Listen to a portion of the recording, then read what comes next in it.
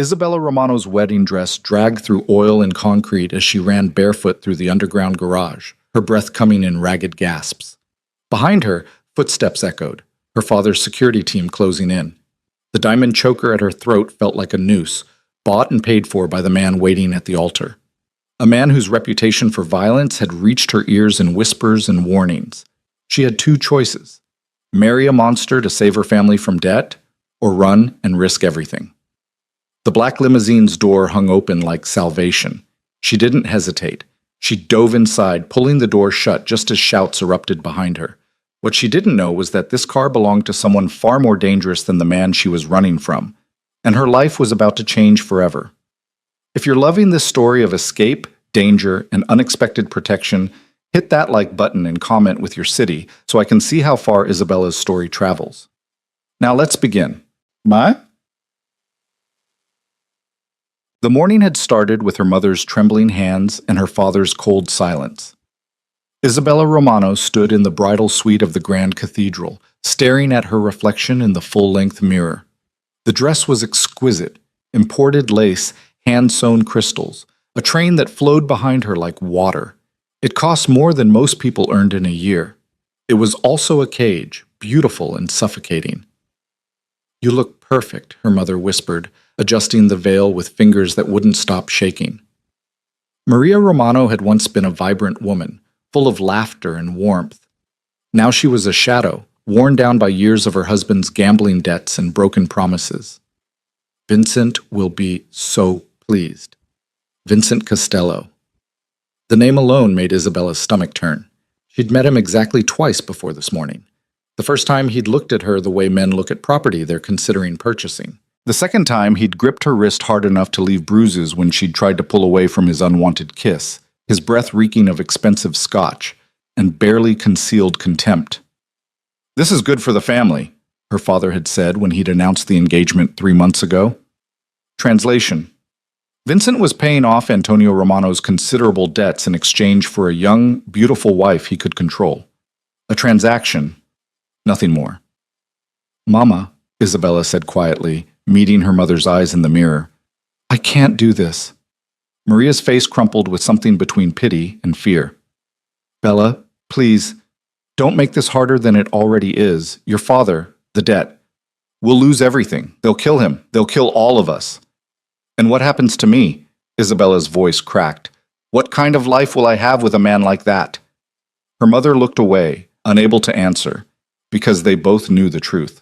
Vincent Costello was known for his temper, his possessiveness, his need for absolute control.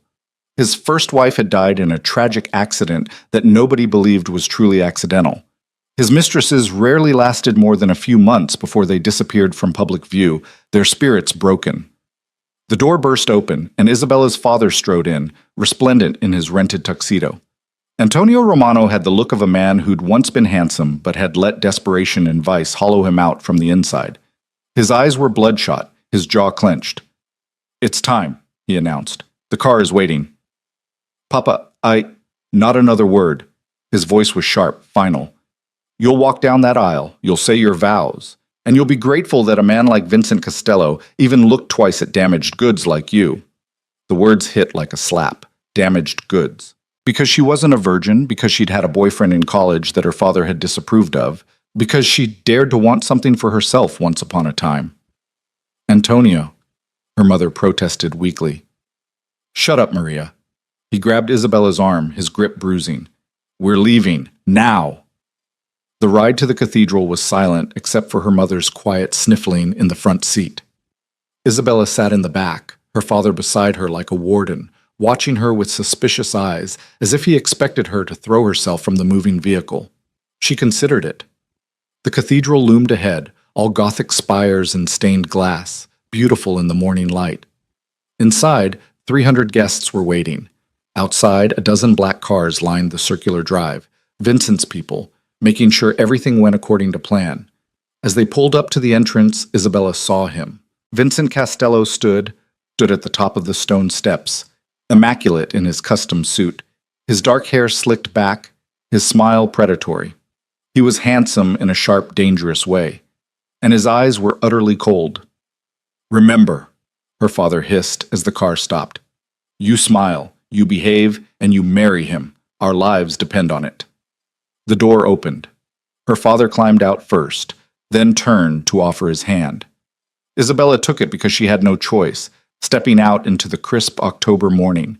Her heels clicked on the pavement. The dress seemed to weigh 1,000 pounds.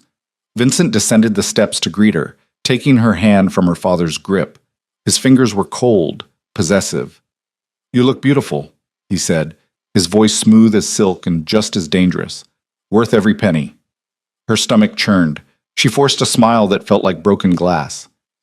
I need a moment, she said suddenly.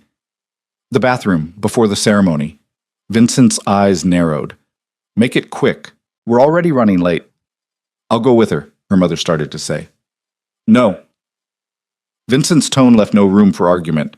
He gestured to one of his men, a thick-necked enforcer with dead eyes. Marco will escort her to make sure she doesn't get lost. The implication was crystal clear. She was already his prisoner. Marco followed her into the cathedral, through the ornate lobby, down a side corridor toward the bathrooms. Isabella's mind raced. This was her last chance. Once she walked down that aisle, once she said those vows, her life was over. She would belong to Vincent Costello in every legal and practical sense, and there would be no escape.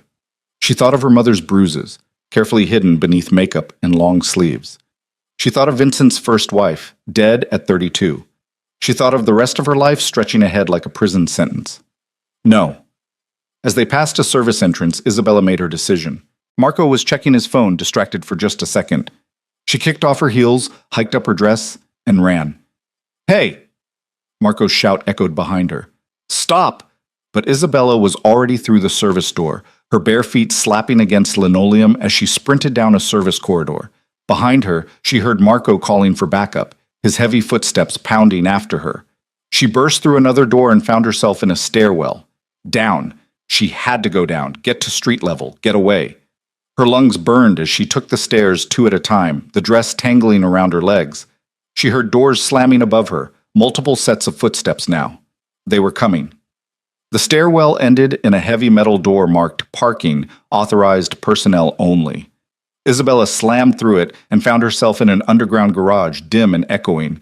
Rows of cars stretched in every direction. She ran, zigzagging between vehicles, her wedding dress leaving a trail of white in the shadows. There! A shout behind her. 2 of Vincent's men had entered the garage. Her heart hammered against her ribs. Her feet were bleeding, leaving dark smudges on the concrete. She ducked behind a concrete pillar, pressing herself against the cold stone, trying to quiet her ragged breathing. Footsteps approached. She could hear them talking. She can't have gone far. Check every row. Vincent's going to lose his mind. Better we find her before he does. You know what he's like. Yes. Isabella knew exactly what he was like. That was why she was running. She peered around the pillar and spotted it. A black limousine parked in a reserved space near the elevator, its rear door slightly ajar. The interior was dark, inviting. A hiding place. She didn't think. She just moved. In 3 silent strides, she crossed the space and slipped into the limousine's back seat, pulling the door shut as quietly as possible. The interior was luxurious. Leather seats, tinted windows, the faint smell of expensive cologne. She crouched on the floor, her dress billowing around her, and held her breath. Footsteps passed within feet of the car. Voices argued about which direction she'd gone. Minutes ticked by that felt like hours.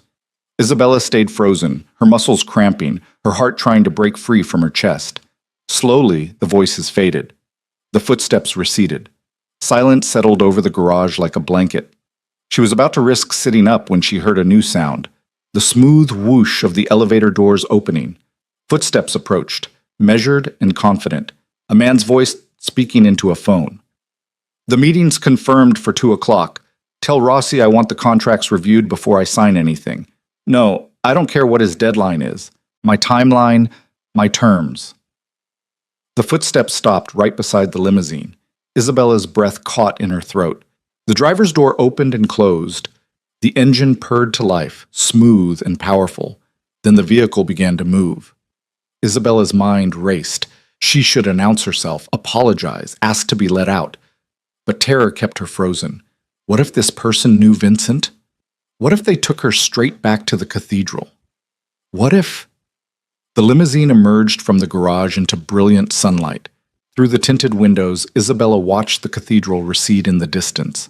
With every block they traveled, Vincent and her father and that nightmare wedding fell further away. She was shaking now, the adrenaline wearing off and leaving exhaustion in its wake. Her feet throbbed.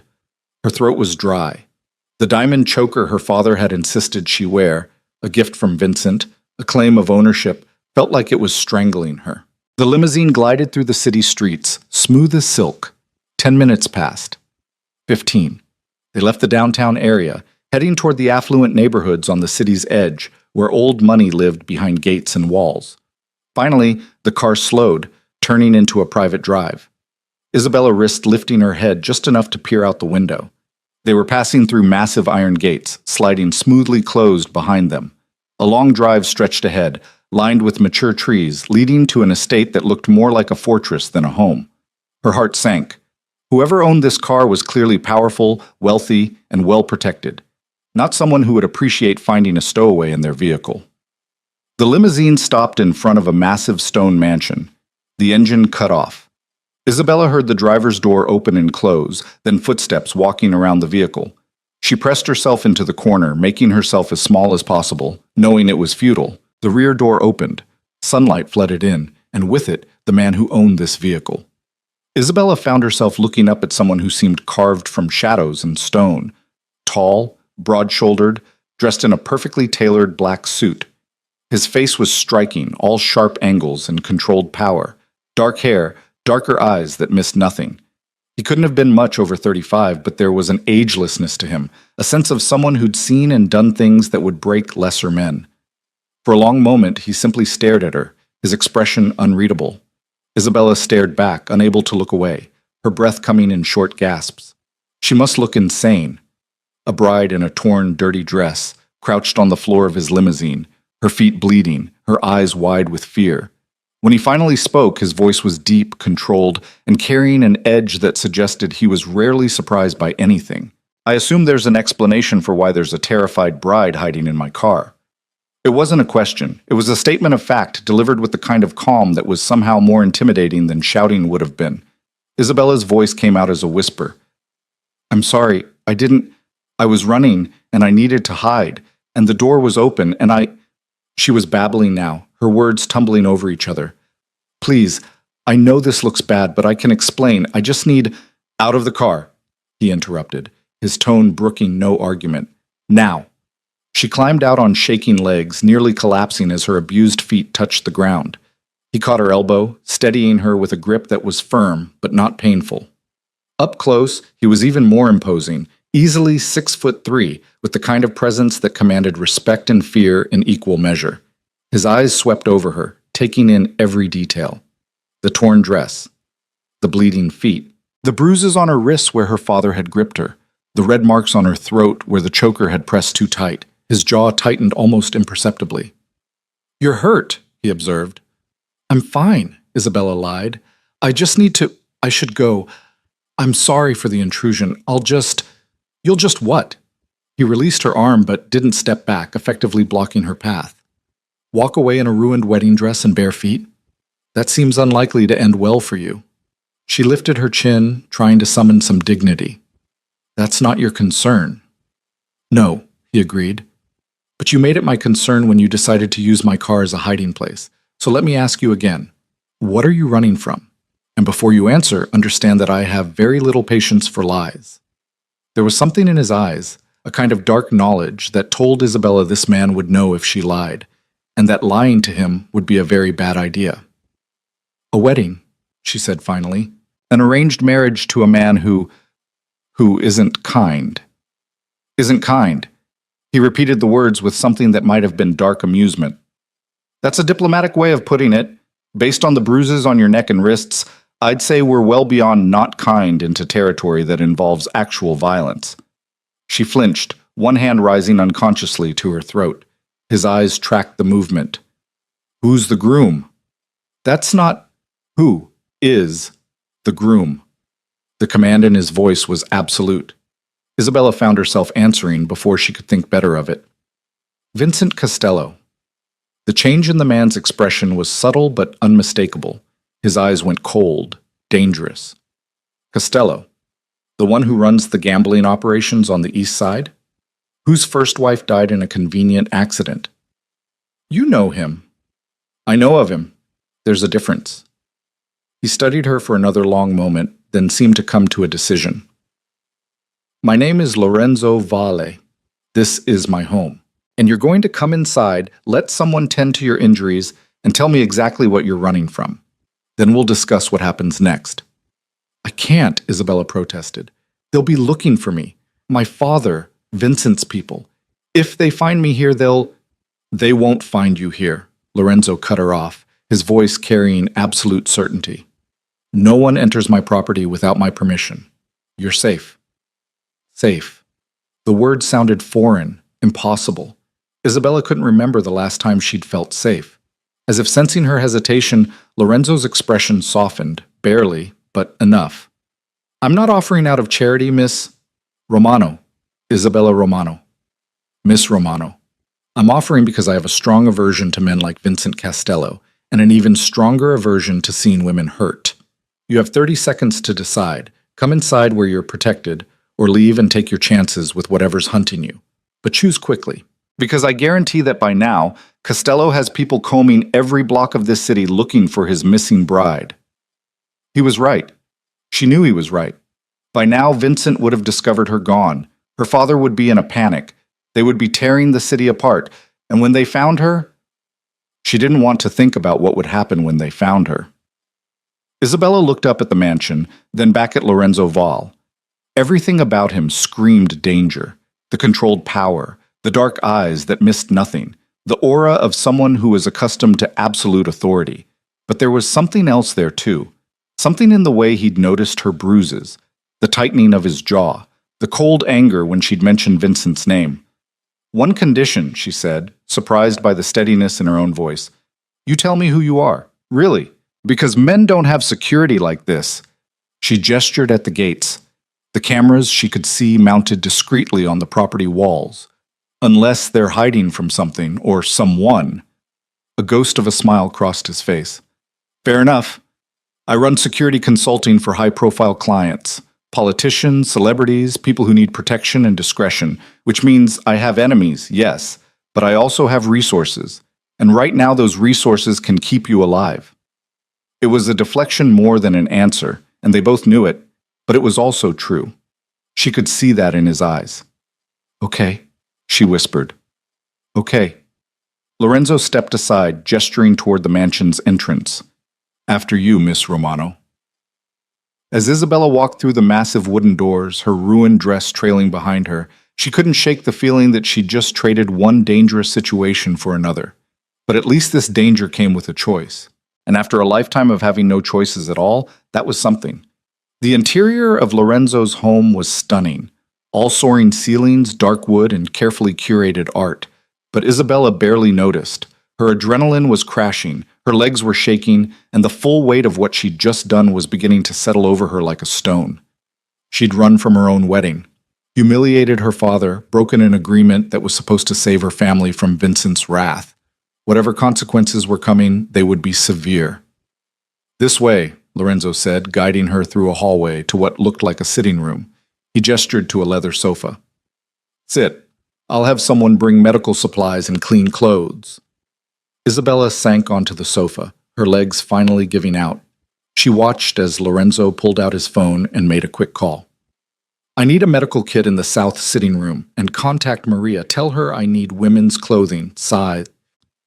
He glanced at Isabella with an assessing eye that was clinical rather than appreciative. Size 4, I'd estimate. Something comfortable. Yes, immediately. He ended the call and turned his full attention back to Isabella. In the better light of the sitting room, she could see him more clearly. He was younger than she'd first thought, probably not even 40.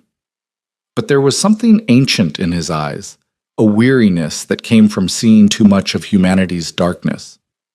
You said your father arranged this marriage, he said, not sitting, instead standing in that unnaturally still way that suggested a man who was always ready to move, always alert. How much debt is he in? I don't know the exact amount. Hundreds of thousands. Maybe more. He gambles. Has for years. My mother tried to stop him, but she trailed off, the old shame and anger mixing in her chest. And Costello agreed to clear the debt in exchange for you. It wasn't a question, but Isabella nodded anyway. My father said it was the only way, that if I didn't marry Vincent, we'd all be killed, that it was my duty to save the family. And what about your duty to yourself? Lorenzo's voice was quiet, but there was steel beneath it. Isabella looked up at him, surprised. That's not how it works in my world. Family comes first. Family is everything. Family should protect you, not sell you to monsters. The words hit hard because they were true. She'd been telling herself for months that her father loved her, that this was just a desperate situation, that he wouldn't do this if there was any other choice. But deep down, she knew. Antonio Romano had always put his own needs first, his own survival above everything else, including his daughter's life. Before she could respond, there was a knock at the door. A young woman entered carrying a medical kit and a bundle of clothing. She was petite, pretty, with warm brown eyes that widened slightly when she saw Isabella. Mr. Vale, she said, her accent faintly Eastern European, I brought everything you requested. Thank you, Natasha. Miss Romano, this is Natasha Petrova, my head of household staff. She'll help you clean up and tend to your injuries. I have some calls to make, but I'll be back shortly. We'll talk more then. He left without waiting for a response, his footsteps silent despite his size. The door clicked shut behind him. Natasha set down her supplies and offered Isabella a small, sympathetic smile. You poor thing. Let's get you out of that dress and into something more comfortable, yes? Then I'll look at those feet. Isabella found herself nodding, too exhausted to protest.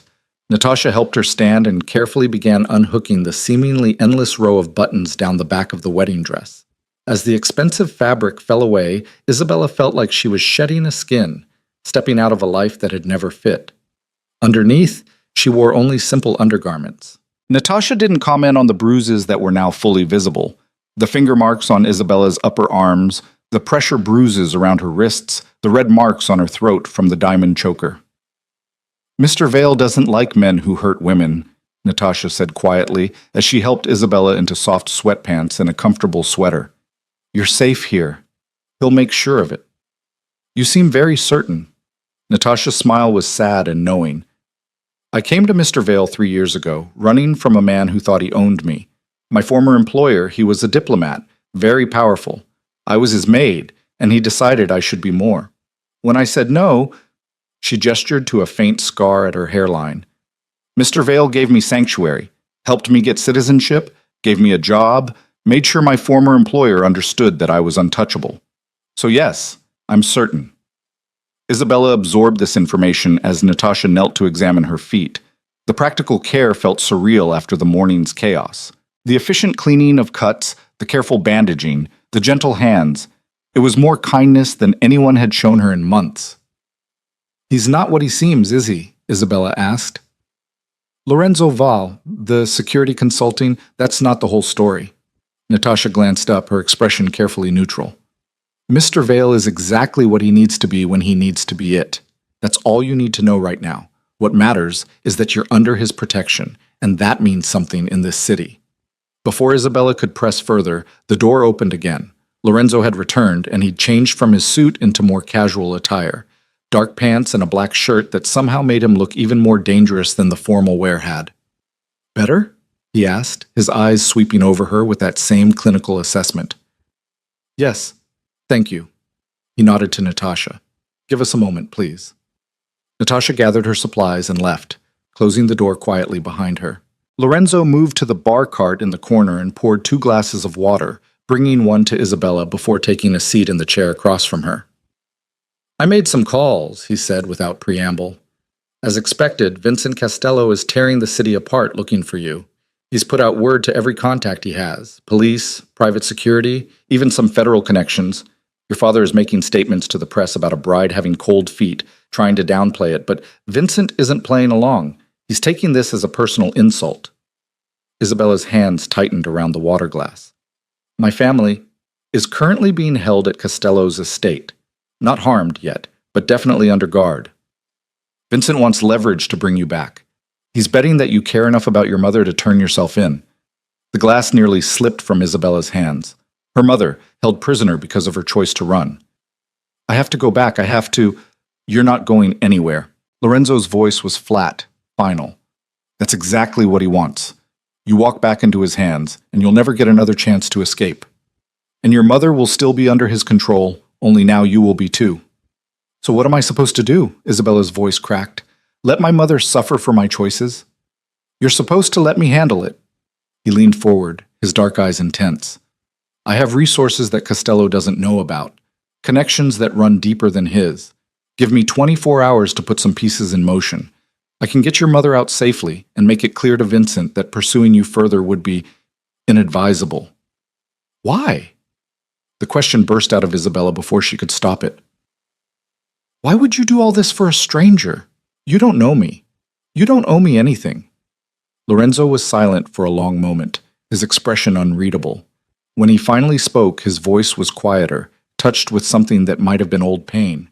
Let's just say I've seen what happens when powerful men think they own people, and I've made it my business to ensure that when I have the power to intervene, I do. Consider it a personal crusade against a very specific kind of evil. There was a story there, Isabella realized. Something that had shaped Lorenzo Val into the man he was. But before she could ask, he stood. You should rest. Natasha will show you to a guest room. You'll have everything you need, clothes, food, privacy. This house has 24-hour security. No one gets in or out without my knowledge. You're safe here, Miss Romano. I give you my word. Isabella wanted to believe him, desperately, but trust was a luxury she couldn't afford, not after everything she'd been through. As if reading her thoughts, Lorenzo paused at the door.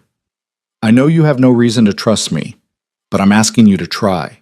Because right now, I'm the only thing standing between you and a life you don't want. Then he was gone, leaving Isabella alone with her racing thoughts and the terrifying realization that her life had completely changed in the span of a few hours. She'd run from one powerful man directly into the orbit of another. The question was whether Lorenzo Val would prove to be her salvation or just another kind of prison. Only time would tell. Isabella didn't sleep that first night in Lorenzo's mansion, though Natasha had shown her to a guest room that was larger than her entire childhood bedroom.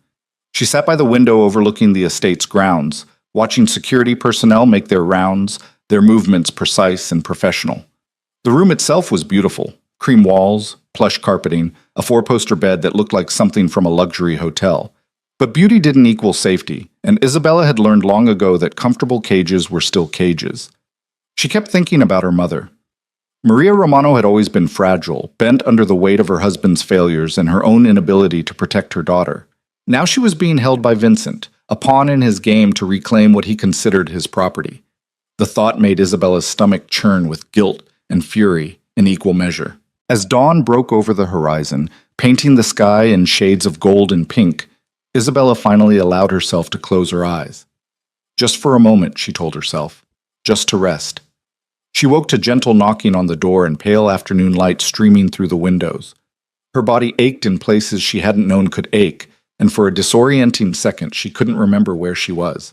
Then it all came rushing back, the escape, the limousine, Lorenzo Val's dark eyes assessing her like a puzzle he intended to solve. Miss Romano? Natasha's accented voice came through the door. I have lunch for you if you're hungry. Isabella sat up, wincing as her abused feet protested. Come in. Natasha entered carrying a tray laden with food, soup, fresh bread, fruit, and tea. She set it on the small table by the window with a smile that was both warm and knowing. Mr. Vale asks if you'll join him in his study when you're ready. No rush, though. He said to let you rest as long as you need. What time is it? Just after 2 in the afternoon. You slept about 6 hours. Natasha moved around the room with practiced efficiency, opening curtains wider, adjusting the temperature. There are clothes in the closet for you. I guessed at sizes, but everything should fit reasonably well. Isabella looked at the tray of food, her stomach suddenly reminding her that she hadn't eaten since yesterday morning. Thank you for everything. It's my pleasure. Natasha paused at the door. Miss Romano, whatever Mr. Vale tells you today, whatever he asks of you, know that he doesn't make promises he can't keep. If he says he'll protect you, he will. If he says he can help your mother, he can. I know it's hard to trust, especially after what you've been through, but I've never seen him fail when he sets his mind to something. Then she was gone, leaving Isabella alone with her thoughts, and a meal she barely tasted despite her hunger. Every bite felt like guilt, knowing her mother might not be eating at all, might be locked in some room at Vincent's estate, terrified and alone. After forcing down half the soup and a piece of bread, Isabella showered and dressed in the clothes Natasha had provided. Dark jeans that fit perfectly, a soft cream sweater, even undergarments and comfortable flats. Someone had been very thorough in their assessment of her size. The thought should have been unsettling, but somehow it felt more like care than invasion. She found her way to Lorenzo's study, following Natasha's directions through the mansion's elegant hallways. The door was partially open and she could hear his voice inside, speaking in rapid Italian on the phone. She recognized enough of the language from her grandmother to know he was giving orders, his tone brooking no argument. Isabella knocked softly. The Italian stopped mid-sentence. "Come in, Miss Romano." The study was exactly what she'd expected. Floor-to-ceiling bookshelves, a massive desk that looked like it had been carved from a single piece of dark wood, leather furniture that spoke of old money and older power. Lorenzo stood by the window, phone still in hand, dressed in charcoal pants and a white shirt with the sleeves rolled to his elbows. He looked every inch the wealthy executive, except for the hardness in his eyes that suggested he'd built his empire with more than just business deals. He ended his call and gestured to one of the chairs facing his desk. "How are you feeling?" "Like I've been hit by a truck," Isabella admitted, settling into the chair. The leather was butter soft, expensive. Everything in this room was expensive. But alive, that's something. It's everything. Lorenzo moved to his desk but didn't sit, instead leaning against its edge with his arms crossed. "I've spent the morning making inquiries and calling in favors. I have news about your situation." Isabella's heart jumped. "My mother is still at Costello's estate but unharmed. I have people watching the property. Vincent's keeping her comfortable because he still believes you'll trade yourself for her safety." His expression darkened. "He's correct that most daughters would. He's underestimating your sense of self-preservation, which works in our favor. I want to see her, talk to her, make sure she's really okay." "Not possible right now. Any contact you make can be traced, and Costello has more tech resources than you'd think. He's monitoring your father's phone, your mother's phone, every digital footprint your family has." Lorenzo pulled out his own phone and tapped the screen a few times before turning it to show her. "But I can show you this." It was a photograph, grainy but clear enough.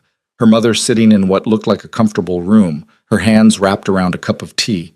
She looked tired, worried, but unharmed. The timestamp showed it had been taken less than 2 hours ago. "How did you—" "I have resources," Lorenzo said simply, pocketing the phone. "People who owe me favors, others who work for me in various capacities. Let's just say that keeping an eye on Vincent Costello's activities is something I found useful in the past." Isabella studied him, trying to piece together the puzzle of who Lorenzo Vale really was. Security consulting didn't explain the level of surveillance he apparently had access to, or the casual way he talked about having people positioned at a crime boss's estate. "You're not just a security consultant," she said. It wasn't a question. "No," he agreed, surprising her with his honesty. "I'm not just anything. I've been many things over the years, worn many masks. Right now what matters is that I'm someone who can help you, and someone Vincent Costello would be very unwise to cross." "Why would he be unwise to cross you?" Lorenzo's smile was cold, dangerous. "Because I know where all his bodies are buried, literally and figuratively. Vincent runs gambling operations, loan sharking, some prostitution on the side. He thinks he's untouchable because he has police connections and political friends. But I have something he doesn't: information, mountains of it, financial records, witness statements, evidence of murders his people committed. I've been building a file on Vincent Costello for 3 years, waiting for the right moment to use it." "Why?" Isabella leaned forward. "Why would you care about taking down someone like Vincent?" "Because men like him need to be taken down." Lorenzo's voice was quiet but intense. "Because they think they can own people, break them, discard them when they're done. And because—" He stopped, seeming to reconsider his words. "Let's just say I have personal reasons for wanting Vincent and men like him to face consequences." There was pain there, old and deep. Isabella wanted to push to know what drove this man who'd taken her in without hesitation, but before she could ask, Lorenzo straightened and moved behind his desk, pulling out a folder. "Your father owes Vincent approximately $750,000, he said, opening the folder and scanning its contents. The debt's been accumulating for 4 years. Vincent bought it from the original creditors 6 months ago for pennies on the dollar, then tripled the amount he claimed your father owed through interest and fees. Legal extortion." Isabella's hands clenched in her lap.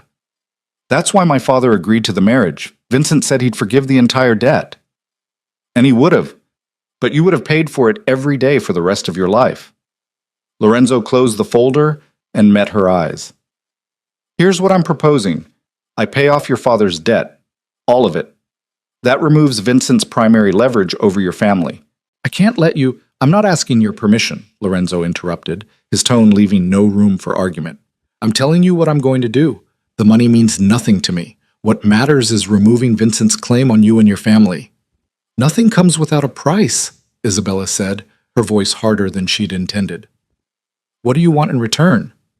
Lorenzo tilted his head, studying her with those dark, unreadable eyes. "Smart question. You're learning not to trust easy answers." He was silent for a moment, then spoke with careful precision. "What I want is for you to stay here, under my protection, until we've fully neutralized the threat Vincent poses. That could take days or weeks. I want you to follow my security protocols without question, and I want you to trust that I'm acting in your best interest." "That's all?" "That's all." It sounded too good to be true, which meant it probably was. But Isabella was running out of options, and Lorenzo had been nothing but honest with her so far, brutally so. "Okay," she said finally. "I'll stay. I'll follow your rules, but I want updates on my mother every day, and I want to know the truth about who you really are. The updates you'll get? The truth?" Lorenzo's mouth curved into something that might have been a smile under different circumstances. "The truth is complicated, Miss Romano, but I'll give you pieces of it as we go. Fair enough?" Before Isabella could answer, there was a sharp knock at the study door.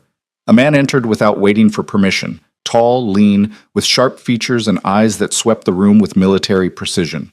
He wore tactical pants and a dark shirt that did nothing to hide the weapon holstered at his hip. "We have a situation," he said without preamble, his gaze flicking to Isabella before returning to Lorenzo. "Costello's people are making noise. They're leaning on known associates, offering money for information about the girl." Lorenzo's expression didn't change, but Isabella saw his hands tighten on the desk. "How much money?" "50,000 for information leading to her location. 100,000 if someone delivers her directly to Vincent." Isabella's blood ran cold. That was serious money, the kind that would tempt even loyal friends to betray her. "Double our security rotations," Lorenzo said calmly. "I want eyes on every approach to this property 24/7. And activate the secondary protocols. No one gets within a quarter mile without multiple confirmations." "Already done."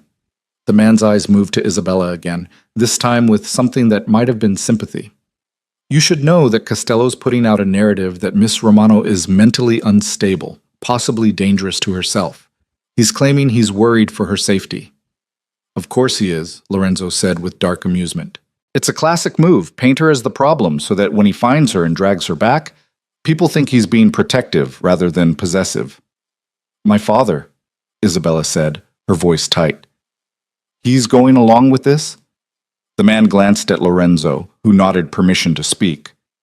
"Your father is telling anyone who will listen that you had a breakdown, that you've always been delicate, that the stress of the wedding was too much. He's begging Vincent to find you and bring you home safely. The betrayal shouldn't have hurt as much as it did. Isabella had known her father was weak, that he'd chosen himself over her again and again, but hearing it confirmed, knowing he was actively helping Vincent hunt her down, was like a knife between her ribs. "Thank you, Marcus," Lorenzo said. "Keep me updated every hour." Marcus nodded and left as efficiently as he'd arrived. The door clicked shut behind him, leaving Isabella alone with Lorenzo and the crushing weight of her new reality. "My own father," she whispered. "He's helping Vincent find me." Lorenzo moved around the desk and, surprising her, crouched down so they were eye level. "Your father is a weak man who spent his entire life running from consequences. He's not capable of protecting you because he's never learned to protect himself. That's not a reflection on you, it's a reflection on him. He's still my father. Biology doesn't make family, Lorenzo said quietly. Love, loyalty, protection, those make family. And from what I can see, your father has given you none of those things. Isabella wanted to argue, to defend the man who'd raised her despite his flaws, but she couldn't, because Lorenzo was right. Antonio Romano had sold his daughter to save himself, and now he was helping hunt her down like a runaway slave. What happens now? She asked. Lorenzo stood, offering her his hand. She took it, letting him pull her to her feet. His grip was warm, steady, and for just a moment she felt grounded in a way she hadn't since this nightmare began. Now we move forward with the plan, he said. I'll arrange to pay off your father's debt through intermediaries, make it look like it's coming from a different source. That removes Vincent's financial leverage. Then we'll work on extracting your mother from his estate. And Vincent? He's not going to just let this go. No, he won't. Lorenzo's expression was grim. Vincent's ego is wounded. He was publicly humiliated when his bride ran away on their wedding day. Money won't fix that. He wants you back not just because he thinks he owns you, but because he needs to prove that no one defies him and gets away with it. So I'll never be safe. You'll be safe, Lorenzo corrected. But it will require making Vincent understand that pursuing you comes with consequences he's not willing to face, and that's where my information becomes useful. He moved back to his desk and pulled out another folder, this one significantly thicker than the first. When he opened it, Isabella could see photographs, financial documents, what looked like surveillance transcripts. This is everything I have on Vincent Costello, Lorenzo explained. Evidence of money laundering, racketeering, 3 murders that I can prove he ordered, and connections to a human trafficking ring that would put him away for life if it ever reached the right prosecutor. Isabella stared at the folder. Why haven't you turned this in already? Because evidence is only useful if you have someone incorruptible to give it to, and Vincent has too many people on his payroll, judges, police, even some federal agents. If I handed this over through normal channels, it would disappear, and I'd become a target. Lorenzo closed the folder. But leverage is different than evidence. Leverage is about making someone understand what you could do, what you're capable of, and why they should stay far away from you. You're going to blackmail him. I'm going to make him an offer he'd be stupid to refuse. He leaves you alone, stops pursuing your family, and walks away clean. In exchange, this folder stays locked in my safe and never sees the light of day. Lorenzo's smile was sharp as a blade. It's more mercy than he deserves, but it's practical. What if he doesn't accept? Then I'd destroy him. There was no bravado in Lorenzo's voice, just cold certainty. I'll release every piece of evidence to multiple sources simultaneously. The FBI, investigative journalists, even his competitors who'd love to see him fall. By the time I'm done, Vincent Costello won't have a business, a reputation, or his freedom. He'll spend the rest of his life in a federal prison, if he's lucky. If he's not lucky, his enemies will find him first. The casual way Lorenzo described destroying another man's life should have frightened Isabella. Instead, she felt something close to relief. For the first time since Vincent Costello had entered her life, someone was offering her real protection, backed by real power. When will you approach him? Tomorrow. I'll request a meeting, just the 2 of us, somewhere neutral. I'll lay out the situation and give him 24 hours to decide. In the meantime, you stay here where it's safe. A thought occurred to Isabella, uncomfortable but necessary. What if he tries to hurt you, to eliminate the threat you represent? Lorenzo's laugh was genuinely amused. Vincent can certainly try, but I don't make threats I can't back up, and I don't put myself in situations I haven't already wargamed a dozen ways. If something happens to me, that folder gets released automatically. Vincent's smart enough to know that. You've thought of everything. I've learned to. Lorenzo checked his watch. It's almost 4. You should eat something more substantial than soup. Natasha's preparing dinner for 6. I'd like you to join me if you're comfortable with that. It was phrased as a request, but Isabella heard the underlying expectation. Lorenzo was used to being in control, to having his suggestions followed as orders. Another red flag in a situation already full of them. But what choice did she have? She was a fugitive in a borrowed room, dependent on the kindness of a dangerous stranger who apparently collected information on crime bosses for breakfast. I'll be there, she said. Lorenzo nodded, already turning his attention to the papers on his desk, clearly dismissing her. Isabella turned to leave, but paused at the door. "Mr. Vale?" He looked up, one eyebrow raised in question. "Why do you hate men like Vincent so much? What did someone do to make you build files on them, wait for chances to take them down?" For a long moment, Lorenzo was silent, his expression unreadable. Then he spoke, his voice carefully controlled. "Someone I cared about was hurt by a man who thought he owned her. I wasn't able to protect her then. I was young, powerless, and by the time I had the resources to do something about it, it was too late. She was already gone." He paused, something dark and painful crossing his features. "I can't save her, but I can save others. So that's what I do." The raw honesty in his words stole Isabella's breath. She wanted to ask more, to know the whole story, but the look in Lorenzo's eyes told her the conversation was over. Some wounds were too deep to probe, especially with strangers. "Thank you," she said quietly, "for telling me that, for helping me." "Don't thank me yet, Miss Romano. We still have a long way to go, and Vincent Costello doesn't give up easily. The real battle hasn't even started." Isabella left the study with those words echoing in her mind. She wandered the mansion's halls, trying to orient herself to what might be her home for days or weeks to come. The house was massive, elegantly furnished but somehow impersonal, as if Lorenzo lived here but didn't truly inhabit the space. There were no family photos, no personal touches, just expensive art and furniture that could have come from a catalog.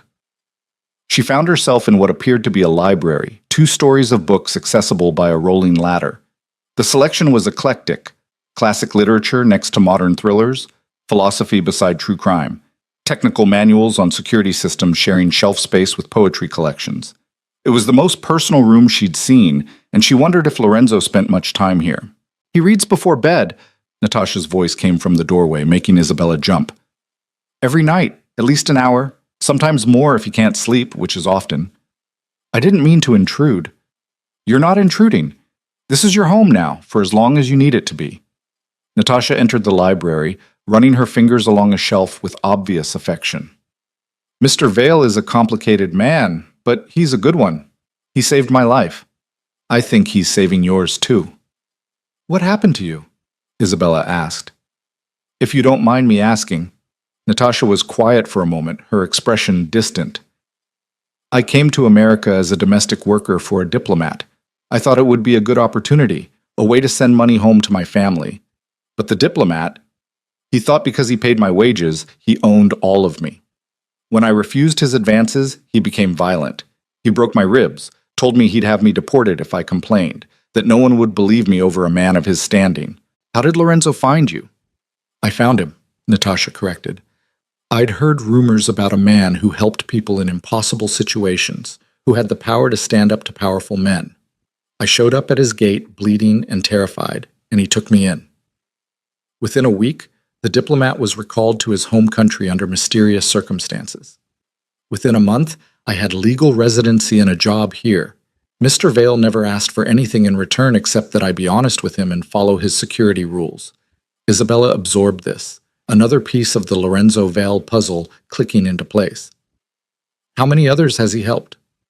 "I don't know the exact number, but I know there are at least 5 other women working on this estate who have similar stories, and I know that Mr. Vale has connections to several organizations that help trafficking victims, abuse survivors, people trying to escape dangerous situations. He funds them quietly, never takes credit." Natasha smiled. "Like I said, complicated but good." Before Isabella could respond, her phone, still in the pocket of her ruined wedding dress back in her room, began to ring. She'd forgotten she even had it. The sound was muffled but unmistakable. "Don't answer it," Natasha said immediately. "Any call right now is either Vincent's people or your father trying to track you." "I know." But Isabella found herself walking back to her room anyway, pulled by morbid curiosity. When she pulled the phone from the dress pocket, the screen showed 17 missed calls. 10 from her father, 7 from a number she didn't recognize but could guess belonged to Vincent. There were also text messages, dozens of them, most from her father, increasingly desperate. "Bella, please come home. You're making a terrible mistake. Vincent just wants to help you. Your mother is worried sick. How could you do this to us?" The messages from the unknown number were worse, colder. You can't hide forever, Isabella. I'll find you. It's only a matter of time. When I do, you'll learn what happens to women who embarrass me. Your mother sends her love. She hopes you'll do the right thing. The last message had been sent less than an hour ago, and it made Isabella's blood run cold. Tick-tock, little bride, the clock is running. She must have made a sound because suddenly Natasha was there, gently taking the phone from her shaking hands. Come on, let's get you away from this. Dinner will be ready soon. But Isabella couldn't move, couldn't stop staring at that last message. Vincent's words felt like a physical threat, reaching through the phone to wrap around her throat like his hands might have if she'd gone through with the wedding. He's not going to stop, she whispered. Even if Lorenzo pays the debt, even if he threatens him with evidence, Vincent's not going to let this go. He can't. His reputation depends on making an example of me. Then Mr. Vale will make an example of him first, Natasha said with quiet conviction. You'll see. Tomorrow, when they meet, everything will change. Isabella wanted to believe her, desperately, but she'd learned the hard way that powerful men rarely faced real consequences for their actions. They always found a way to win, to turn situations to their advantage, to make the vulnerable pay for their own victimization.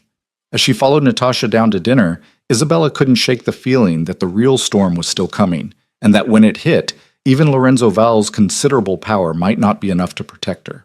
Dinner was served in a dining room that could have seated 20, but felt intimate with just the two of them at one end of the long table.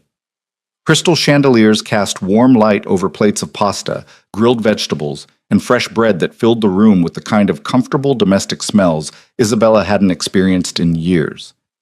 Natasha had outdone herself, and Isabella suspected it was deliberate, an attempt to create normalcy in a situation that was anything but normal. Lorenzo sat across from her, having changed into a dark sweater that made him look slightly less intimidating than the business attire, though his presence still dominated the space. He ate with the same controlled precision he seemed to apply to everything, and Isabella found herself studying him between bites, trying to understand the man who'd become her unexpected protector.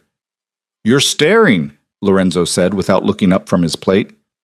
Isabella flushed, but didn't look away. "I'm trying to figure you out. You don't fit any category, I know." "Good. Categories are dangerous. They make people predictable." He finally met her eyes, and there was something almost amused in his expression. "What have you concluded so far?" "That you're wealthy but not ostentatious, powerful but careful about how you use it. You help people, but you're not doing it for recognition or gratitude." She paused, choosing her next words carefully. "And you've been hurt badly enough that you've built your entire life around making sure others don't suffer the same way." Lorenzo's fork paused halfway to his mouth. For a moment, his carefully controlled mask slipped, and Isabella saw something raw underneath. Old pain, carefully buried but never truly healed. "That's remarkably perceptive for someone who's known me less than 48 hours, he said quietly. "I've gotten good at reading people. It's a survival skill when you grow up in a house where moods can turn violent without warning." Isabella set down her own fork, her appetite fading as memories surfaced. "My father never hit me, but he hit my mother. And the threat was always there, hanging over everything.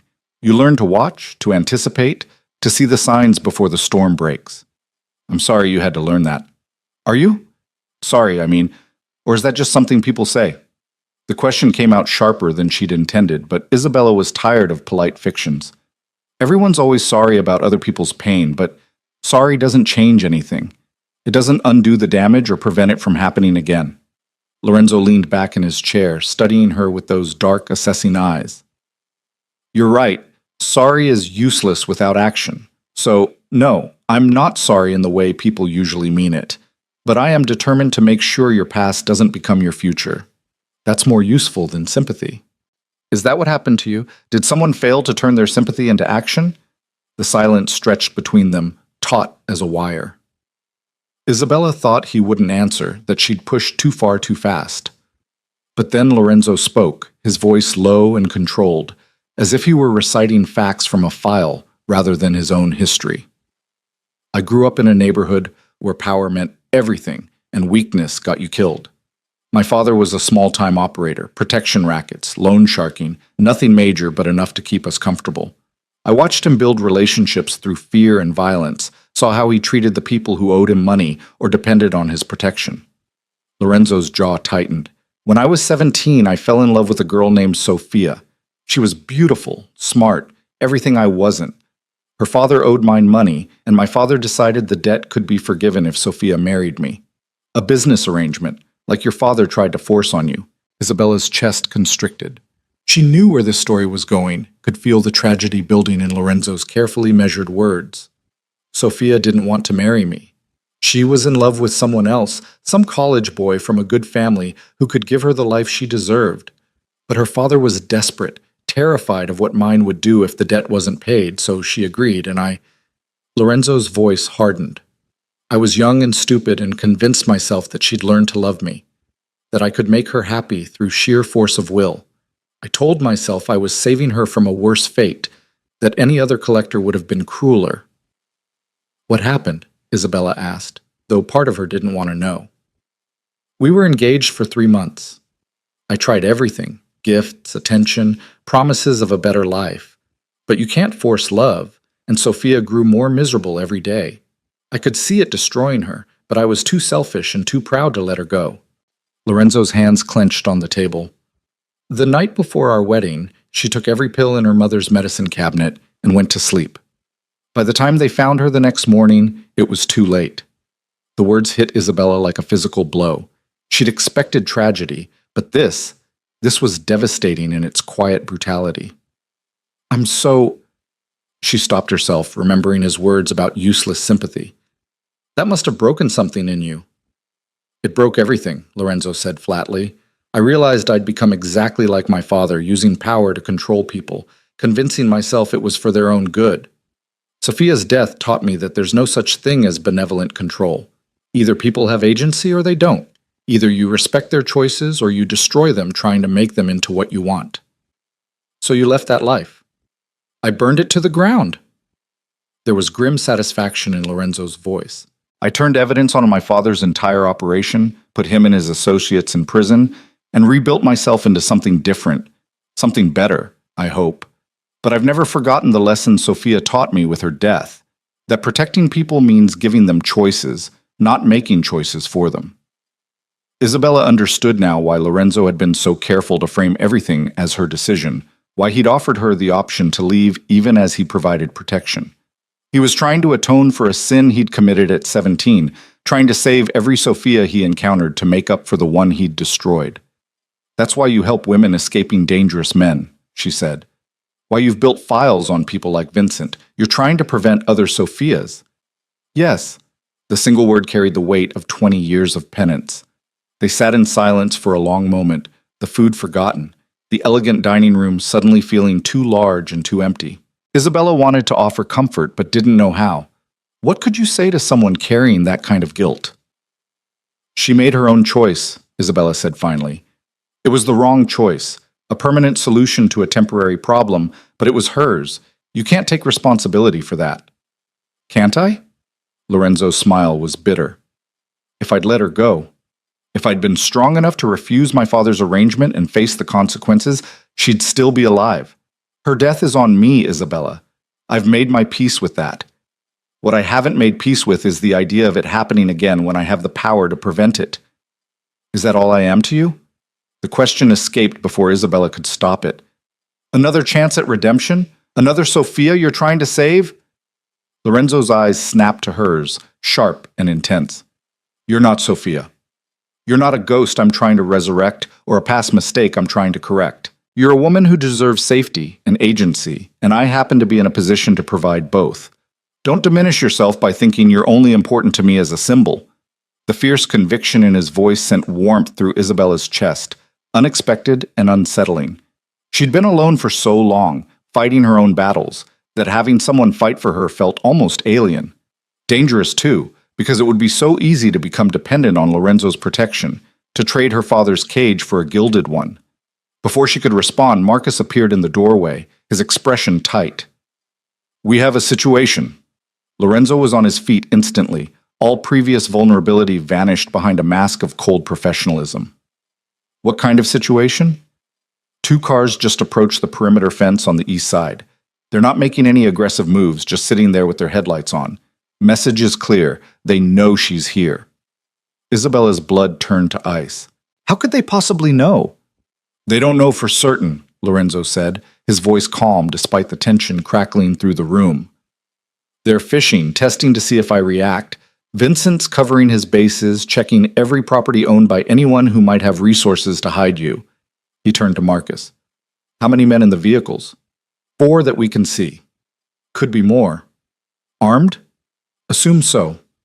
Lorenzo's jaw tightened, but his voice remained level. Double the gate security. I want eyes on those cars 24/7 until they move. And get me a list of every license plate, every face you can identify. I want to know exactly who Vincent sent. Marcus nodded and disappeared. Lorenzo turned back to Isabella, and despite his calm exterior, she could see the calculation happening behind his eyes, the warrior assessing threats and planning responses. This doesn't change anything, he said. You're safe here. Those cars can sit out there until they run out of gas for all I care. They can't breach this property without triggering alarms and facing armed response.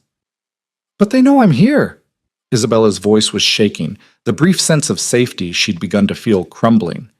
Vincent knows, or at least suspects strongly enough to send people. What's to stop him from calling the police, claiming I'm being held against my will? Because he can't risk the publicity or the questions that would come with it. If police get involved, they'll want to talk to you, hear your side of the story. You'll tell them about the arranged marriage, the coercion, the bruises on your neck and wrists. Vincent's carefully constructed narrative about a mentally unstable bride falls apart the moment you start talking. Lorenzo moved closer, his presence solid and reassuring despite the crisis unfolding. He needs to retrieve you quietly, make it look like you came back willingly. That's why he's out there testing the waters rather than storming the gates. What about my mother? If he knows I'm here, he'll use her as leverage, yes. That was always going to be his play. Lorenzo pulled out his phone and made a quick call. It's time to accelerate our timeline. I'm moving the meeting with Vincent to tonight. Tonight? Isabella's heart lurched. Is that safe? Safety is relative. But the longer we wait, the more time Vincent has to plan, to position his people, to hurt your mother to draw you out. Better to confront him now, on my terms, before he can escalate further. Lorenzo was already moving toward the door, his phone to his ear. Natasha will stay with you. Don't leave this house under any circumstances. If something happens to me, don't, Isabella interrupted, fear clawing at her throat. Don't talk like something's going to happen to you. Lorenzo paused, turning back to look at her. In the chandelier light, his features were all sharp edges and shadows, beautiful and dangerous in equal measure. I don't plan on anything happening to me, but I didn't survive this long by failing to plan for contingencies. If something does happen, Marcus has instructions to get you to a safe house. You'll have money, new identification, everything you need to start over somewhere Vincent can't find you. And my mother? Will be extracted regardless of what happens to me. I've already arranged for that. He crossed back to her, and before Isabella could process what was happening, he'd taken her face in his hands, his touch gentle despite the calluses she could feel on his palms. Listen to me very carefully. No matter what you hear tonight, no matter what Vincent might claim or what rumors start spreading, you stay in this house where you're protected. Don't make the mistake of trying to sacrifice yourself for your mother. It won't save her, and it will destroy any chance we have of stopping Vincent permanently. Isabella wanted to argue, to insist she couldn't sit safely while he walked into danger on her behalf, but the intensity in Lorenzo's dark eyes told her that arguing would be pointless. He'd made his decision, and nothing she said would change it. Promise me you'll be careful, she whispered instead. I'm always careful. His thumbs brushed her cheekbones, a gesture so unexpectedly tender that it stole her breath. I have something to come back to now. Then he was gone, moving through the house with Marcus at his side, their voices low and urgent as they planned for the confrontation ahead. Isabella stood alone in the dining room, her heart hammering, her skin still tingling where Lorenzo had touched her face. Natasha appeared moments later, her expression grim but determined. Come on, we'll wait in the security room. You can watch everything from there. Watch what? Mr. Vale's meeting with Costello. He'll be wearing a camera and microphone. You'll see and hear everything that happens. Isabella followed Natasha through a maze of hallways to a door that required both a key card and a fingerprint to open. Beyond it was a room that looked like something from a spy movie, multiple screens showing different camera angles of the estate, computer terminals, communication equipment, and two technicians who barely glanced up as they entered. "Mr. Vale's feed will come through on monitor 3, one of them said, pointing to a large central screen. "Audio's already live." Isabella could hear Lorenzo's voice through the speakers, giving instructions to his security team as he prepared to leave the estate. She watched on another monitor as he climbed into an armored vehicle, Marcus in the driver's seat, two more armed men in the back. "Where are they meeting?" Isabella asked. "Neutral ground. An old warehouse in the industrial district that Mr. Vale owns. It's been swept for weapons and recording devices. Vincent will bring his own security, but there are rules for this kind of meeting, limited numbers, no ambushes, or else the whole system of negotiation between powerful men breaks down." Natasha settled into a chair beside Isabella, her hand finding Isabella's and squeezing gently. "Mr. Vale has done this before. He knows how to handle men like Castello." The armored vehicle pulled through the estate gates and onto the main road. Through Lorenzo's camera, Isabella watched the city pass by, familiar streets made strange by the knowledge of what was coming. The two cars that had been watching the property pulled out to follow at a distance, and Isabella's stomach churned with anxiety. "They're tailing him," she said. "We know. That's expected." One of the technicians adjusted something on his console. "Mr. Vale's route will take them through 3 different security checkpoints, where our people can monitor and intervene if necessary. And the warehouse itself is fortified. Castello can't pull anything without facing immediate consequences." Isabella wanted to believe him, but fear had taken root in her chest and was growing with every mile Lorenzo traveled toward this confrontation. She kept thinking about Sophia, about the girl who died rather than live under someone else's control, about the guilt Lorenzo had carried for 2 decades because of one choice made when he was too young to fully understand its weight. What if tonight was the night that guilt got him killed? What if Vincent proved more dangerous or more desperate than Lorenzo anticipated? What if she lost the one person who'd shown her genuine protection without demanding something in return? The vehicle pulled into an industrial area, all abandoned factories and empty lots, and stopped in front of a squat brick building. Through the camera, Isabella watched Lorenzo and his team exit the vehicle and enter the warehouse. The interior was sparse: exposed brick walls, concrete floor, a single table with 2 chairs positioned in the center under harsh fluorescent lights. It looked like a scene from a crime movie, and the reality of what was happening hit Isabella with fresh force. This was her life now. Not romantic dinners or safe routines, but dangerous men meeting in warehouses to negotiate her fate like she was property to be traded rather than a person with agency. "He's here!" Marcus's voice came through the speakers. 3 cars, Castello and 6 men. "Let him bring 2 inside," Lorenzo's voice responded, calm as if he were discussing the weather. "The rest stay with the vehicles, same as our arrangement." Through the camera, Isabella watched Vincent Castello enter the warehouse. Even on screen, he radiated predatory confidence, his expensive suit and styled hair at odds with the industrial setting. He was handsome in a sharp, cruel way, and seeing him again made Isabella's skin crawl with remembered fear. 2 of Vincent's men flanked him, thick-necked enforcers with dead eyes and poorly concealed weapons.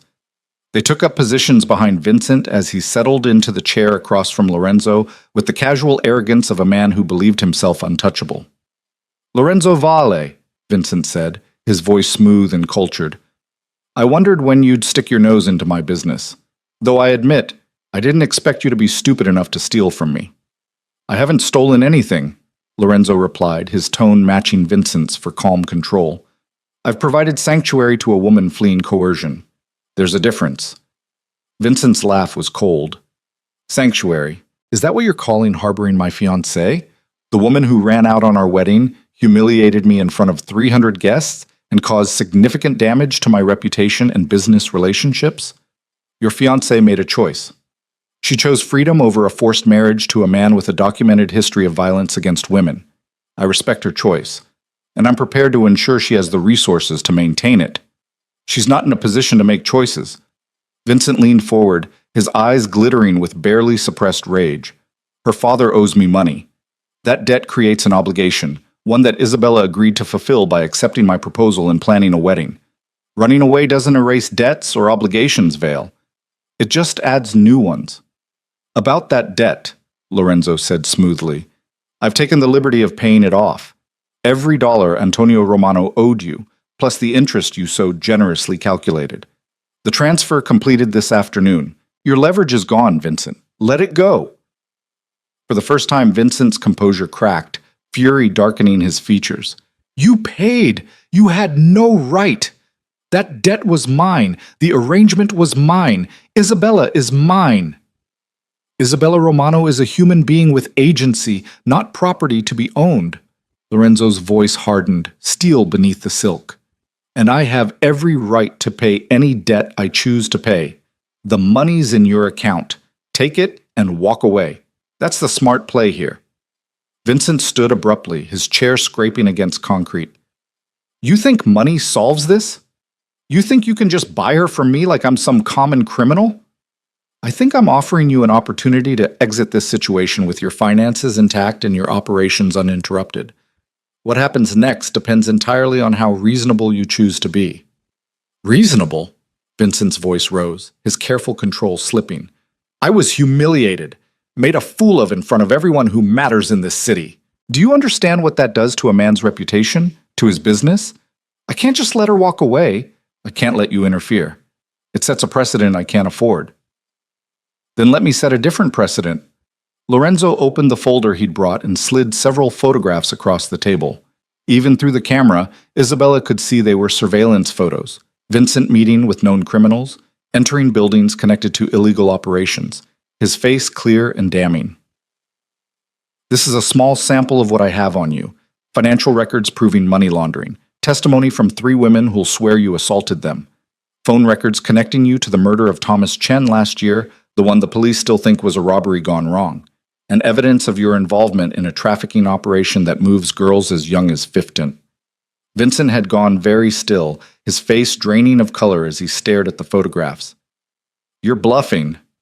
I never bluff. I have enough evidence to put you away for multiple life sentences. The only reason you're not already in a federal prison is because I've chosen not to use it. Yet. Lorenzo gathered the photos back into the folder with deliberate care. Here's what's going to happen. You're going to forget Isabella Romano exists. You're going to release her mother from your estate unharmed. You're going to accept the payment of the debt and consider all obligations fulfilled. And in exchange, this folder stays locked in my safe, and you continue your operations without federal interference. And if I refuse, Vincent's voice was tight with barely controlled rage, then I release everything simultaneously to the FBI, the State Attorney General, 3 investigative journalists I trust, and several of your competitors who would love to see you destroyed. By tomorrow morning, you'll be in custody, your assets frozen, your people scattered. By next week, you'll be in a cell awaiting trial on charges that carry mandatory minimum sentences of 25 years to life. Lorenzo leaned back in his chair, utterly relaxed despite the tension crackling through the warehouse. But I'm betting you're smarter than that. I'm betting you understand that one woman, no matter how beautiful, no matter how much her escape wounded your pride, isn't worth losing your freedom, your empire, and quite possibly your life when your enemies smell blood in the water. The silence stretched between them, thick and dangerous. Isabella held her breath, watching Vincent's face as he calculated odds and consequences. His hands were clenched on the table, his jaw tight with fury, but she could see the moment his pragmatism won over his pride. You're making an enemy here, Vale, Vincent said quietly, and the threat in his voice was unmistakable. Today you have leverage. Tomorrow, circumstances might change, and when they do, I'll remember this conversation. I'll remember how you humiliated me, stole from me, threatened me, and I'll collect on that debt with interest. I look forward to your attempt, Lorenzo said with dark amusement. But for now, do we have an agreement? Isabella stays under my protection, her mother is released, and we both go back to our respective lives without further interference? Vincent stood slowly, his movements controlled despite the rage radiating from every line of his body. We have an agreement. But Vale, this isn't over, not by a long shot. It's over when I say it's over, Lorenzo replied, still seated, still calm. And right now, I'm saying it's over. Take the win I'm offering you. Your operations continue, your freedom remains intact, and all it costs you is letting go of one woman who never wanted you in the first place. That's a bargain by any measure." Vincent turned and walked toward the door, his two enforcers falling into step behind him. At the threshold, he paused and looked back, and the expression on his face made Isabella's blood run cold, even through the camera feed. "Tell Isabella I hope her new protector proves more durable than her courage," Vincent said softly. "Because when he falls, and they always fall eventually, I'll be waiting, and there won't be anyone left to hide behind." Then he was gone, and Isabella heard the warehouse door slam with a finality that should have felt like victory, but instead felt like a staid execution, temporary reprieve from an inevitable reckoning. Isabella's hands were shaking as Lorenzo's vehicle pulled back through the estate gates an hour later. She'd watched the entire confrontation on the monitor, heard every word, seen the barely controlled violence in Vincent's eyes when he'd made his final threat. The meeting had gone as well as could be expected. Vincent had agreed to the terms. Her mother would be released, but the promise of future retaliation hung over everything like a storm cloud. "He's going to come after you," Isabella said the moment Lorenzo entered the security room. "Maybe not today or tomorrow, but eventually. He won't let this go." "I know." Lorenzo's voice was calm, but Isabella could see the tension in his shoulders, the slight tightness around his eyes that suggested the meeting had cost him more than he wanted to admit. "But eventually gives us time to build stronger defenses, to gather more evidence, to make it even more costly for him to act. That's all we can ask for in situations like this, time and preparation." "That's not enough." Isabella stood, her fear transmuting into anger. "You risked everything for me tonight. You put yourself directly in Vincent's crosshairs, made yourself a target, and for what? A stranger you found hiding in your car 2 days ago?" "You're not a stranger anymore." Lorenzo's eyes met hers, dark and intense. "And I didn't risk everything. I risked exactly what I was willing to lose, with full knowledge of the potential consequences. That was my choice, Isabella, my agency. You don't get to take responsibility for it." The words hit harder than they should have, an echo of what she'd said to him earlier about Sophia's death. He was right, of course. She couldn't own his choices any more than he could own hers, but that didn't make it easier to accept that someone had put themselves in danger for her sake. Before she could respond, Marcus appeared in the doorway. "Update on the mother. Costello's people released her 30 minutes ago, dropped her at her home, unharmed. We have surveillance confirming she's safe." Relief flooded through Isabella so intensely that her knees nearly buckled. "Can I see her? Talk to her?" "Not yet," Lorenzo said gently. "Your father's home is almost certainly being monitored. Any contact you make can be traced, and we can't risk Vincent having a pretext to claim we violated the agreement. Give it a few days, let things settle, then we'll arrange a secure meeting." "A few days," Isabella repeated numbly. Her mother was free, safe, but still untouchable. Still separated by the invisible walls of Vincent's surveillance and her father's complicity. "What about my father? Is he still at your parents' home, probably drinking himself into a stupor over the debt being paid off by an anonymous benefactor and his daughter still missing?" Marcus's voice was matter-of-fact, without judgment. "We're monitoring him too, just in case Costello tries to use him to get to you." Isabella sank back into her chair, exhaustion washing over her in waves. 2 days ago, she'd been a bride fleeing a forced marriage. Now she was the center of a power struggle between dangerous men, her family under surveillance, her future uncertain at best. The weight of it all felt crushing. "You should rest," Lorenzo said, and there was unexpected gentleness in his tone. "It's been a long day, and tomorrow we'll need to start planning next steps." "Next steps?" Isabella echoed. "You mean figuring out how long I need to hide here before Vincent decides to break your agreement?" "I mean figuring out what kind of life you want to build now that you're free to choose." Lorenzo extended his hand to help her up. "Vincent agreed to leave you alone. Whether he keeps that agreement long-term is a separate question, but for now you have breathing room. Time to decide who you want to be and what you want to do, without your father's debts or Vincent's threats hanging over you." Isabella took his hand, letting him pull her to her feet. His grip was warm, steady, and she found herself not wanting to let go. Over the past 2 days, Lorenzo had become an anchor in the chaos, someone whose presence made her feel less alone even when everything else was falling apart. "I don't even know where to start," she admitted. "I've spent so long just surviving, just trying to make it through each day without making things worse. The idea of actually choosing a future feels impossible." "Then start small. Choose what you want for breakfast tomorrow. Choose what you want to read or watch or do with your time. Small choices build into bigger ones. Lorenzo's thumb brushed across her knuckles, a gesture so subtle she might have imagined it. You have time, Isabella. Use it. Natasha appeared to escort her back to her room, but Isabella found herself reluctant to leave Lorenzo's presence. There was something unfinished between them, words hovering unspoken in the air. Thank you, she said finally, for everything. For protecting me, for confronting Vincent, for giving me a choice when everyone else just wanted to decide for me. You don't need to thank me. Lorenzo's expression softened almost imperceptibly. Get some rest. We'll talk more tomorrow. Isabella followed Natasha through the quiet hallways, her mind replaying the confrontation in the warehouse. The cold fury in Vincent's voice when he'd promised retribution. The absolute calm in Lorenzo's response, as if he faced down dangerous men threatening his life every day and found it merely tedious rather than terrifying. Who was Lorenzo Valle, really? Every answer she got spawned 3 new questions, and Isabella was beginning to suspect that the mystery was intentional. Layers of protection built around a core of something precious and vulnerable that he couldn't afford to let anyone see. Sleep came easier than Isabella expected, exhaustion finally overwhelming anxiety. She dreamed of running through endless corridors, chased by shadows that whispered threats in Vincent's voice, until she burst through a door and found herself in a garden bathed in golden light.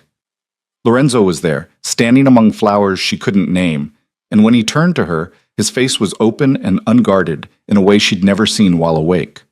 She woke to sunlight streaming through the windows and the smell of coffee drifting up from somewhere below.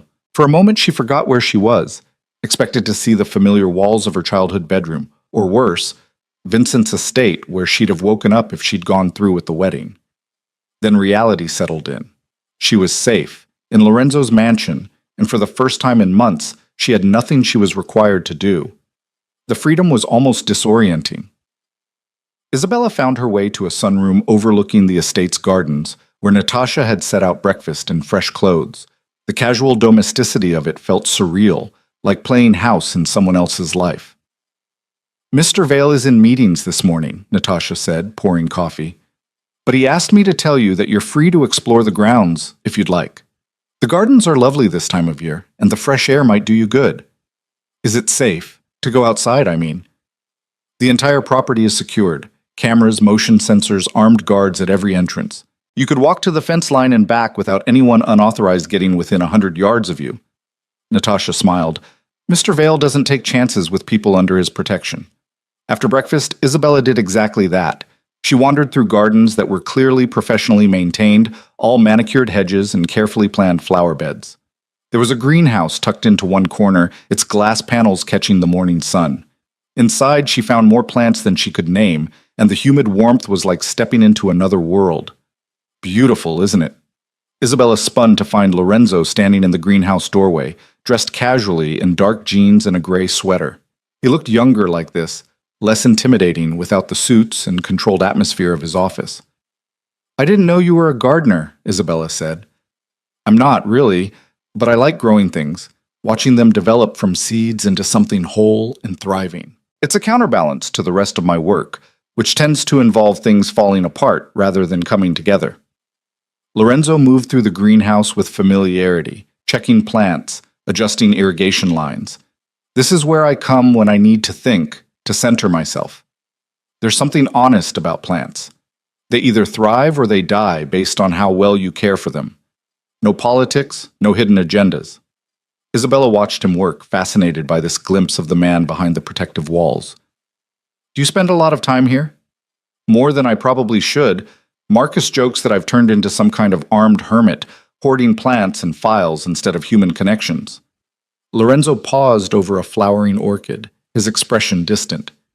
He's not entirely wrong. Why hermit? You have staff, security, people who clearly respect and trust you. Respect and trust aren't the same as intimacy. Lorenzo's voice was quiet. I've spent 20 years building walls, Isabella, protecting myself from vulnerability, from the kind of pain that comes when you let someone matter and then lose them. It's effective, but lonely. The honesty in his words created a fragile moment between them, like something crystalline that could shatter with the wrong breath. Isabella found herself moving closer, drawn by the rare vulnerability in his expression. Is that why you help people like me? She asked. Because it's safer than actually connecting with someone? You get to be the hero, solve the problem, then send them on their way before they can get close enough to hurt you? Lorenzo's jaw tightened, but he didn't look away. Maybe. Probably. I haven't examined my motivations too closely because I'm not sure I'd like what I found. He finally met her eyes, and the raw honesty there stole her breath. But with you, it's different. You're not just another person to save and forget. You've gotten under my skin in ways I didn't anticipate. Is that a problem? Isabella's heart was hammering now, the air between them charged with something electric and dangerous. I don't know yet.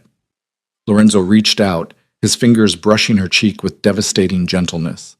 All I know is that when Vincent threatened you last night, when he promised to come after you when I fall, my first thought wasn't about strategy or evidence or leverage. It was about making sure that never happens, no matter what it costs me. That's not professional detachment, Isabella. That's something else entirely.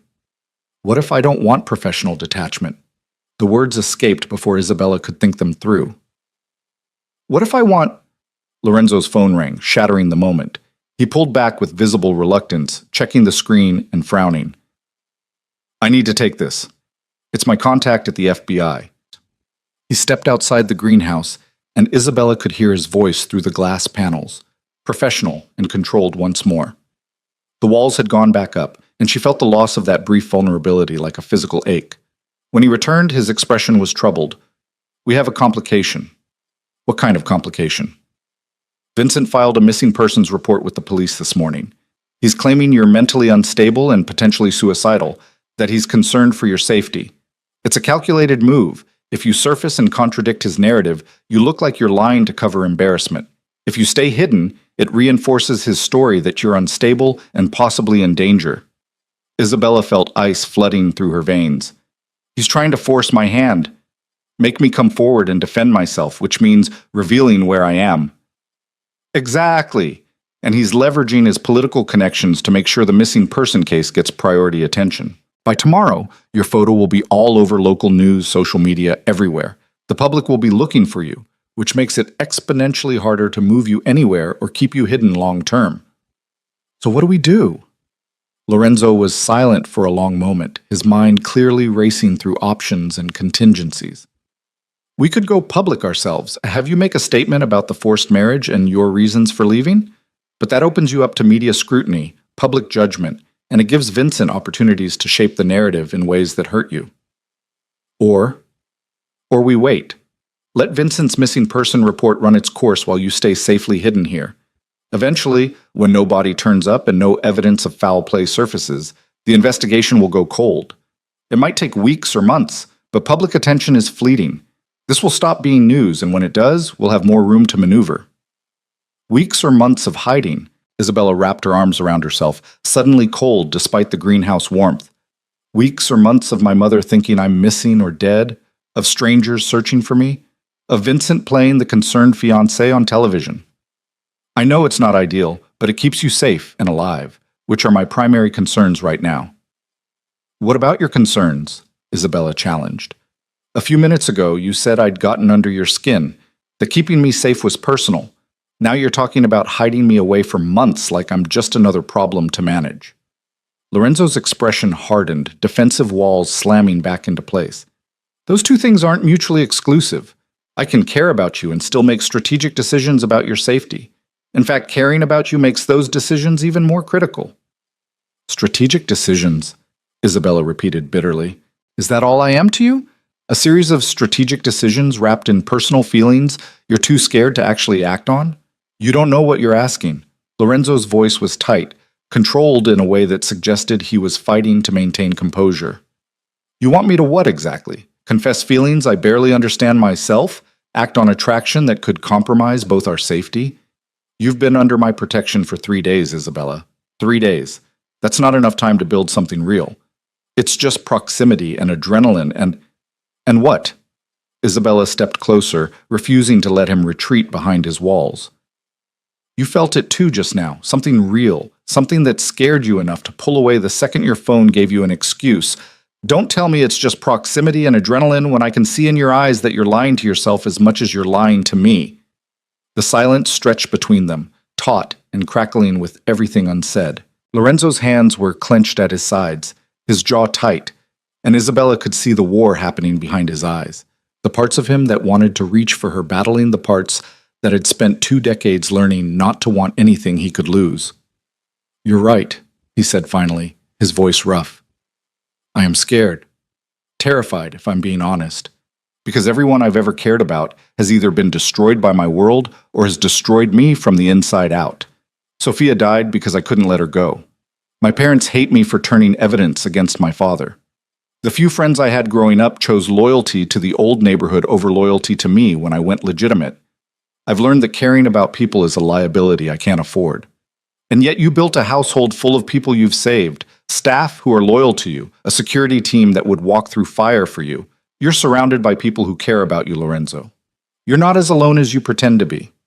They care about what I can do for them, what I represent. That's not the same as..." He stopped, shaking his head. "This is a pointless conversation. What matters right now is keeping you safe, not analyzing why I'm emotionally unavailable." "It's not pointless to me." Isabella reached out, her hand finding his chest, feeling the rapid beat of his heart beneath her palm. "You told me yesterday that I had agency, that I got to make my own choices. Well, I'm choosing this.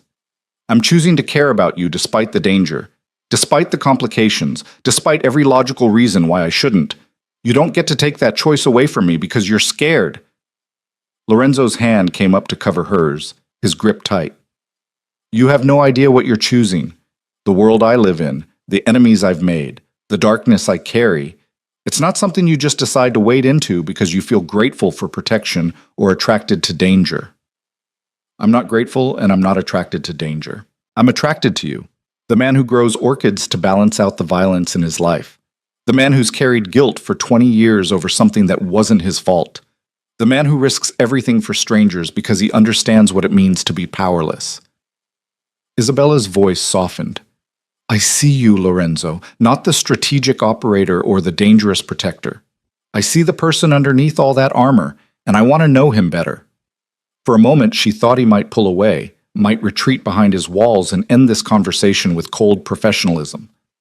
But then something shifted in his expression, a crack in the facade, and he was pulling her closer, his free hand cupping her face with a tenderness that contradicted everything about his reputation. "You're going to ruin me," he whispered, his forehead resting against hers. "You're going to crack open every defense I've built and make me vulnerable again, and I'm going to let you because I can't seem to help myself."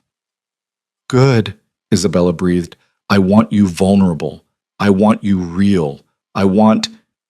His mouth found hers, cutting off words with a kiss that was both gentle and desperate, like a man who'd been starving and finally found sustenance.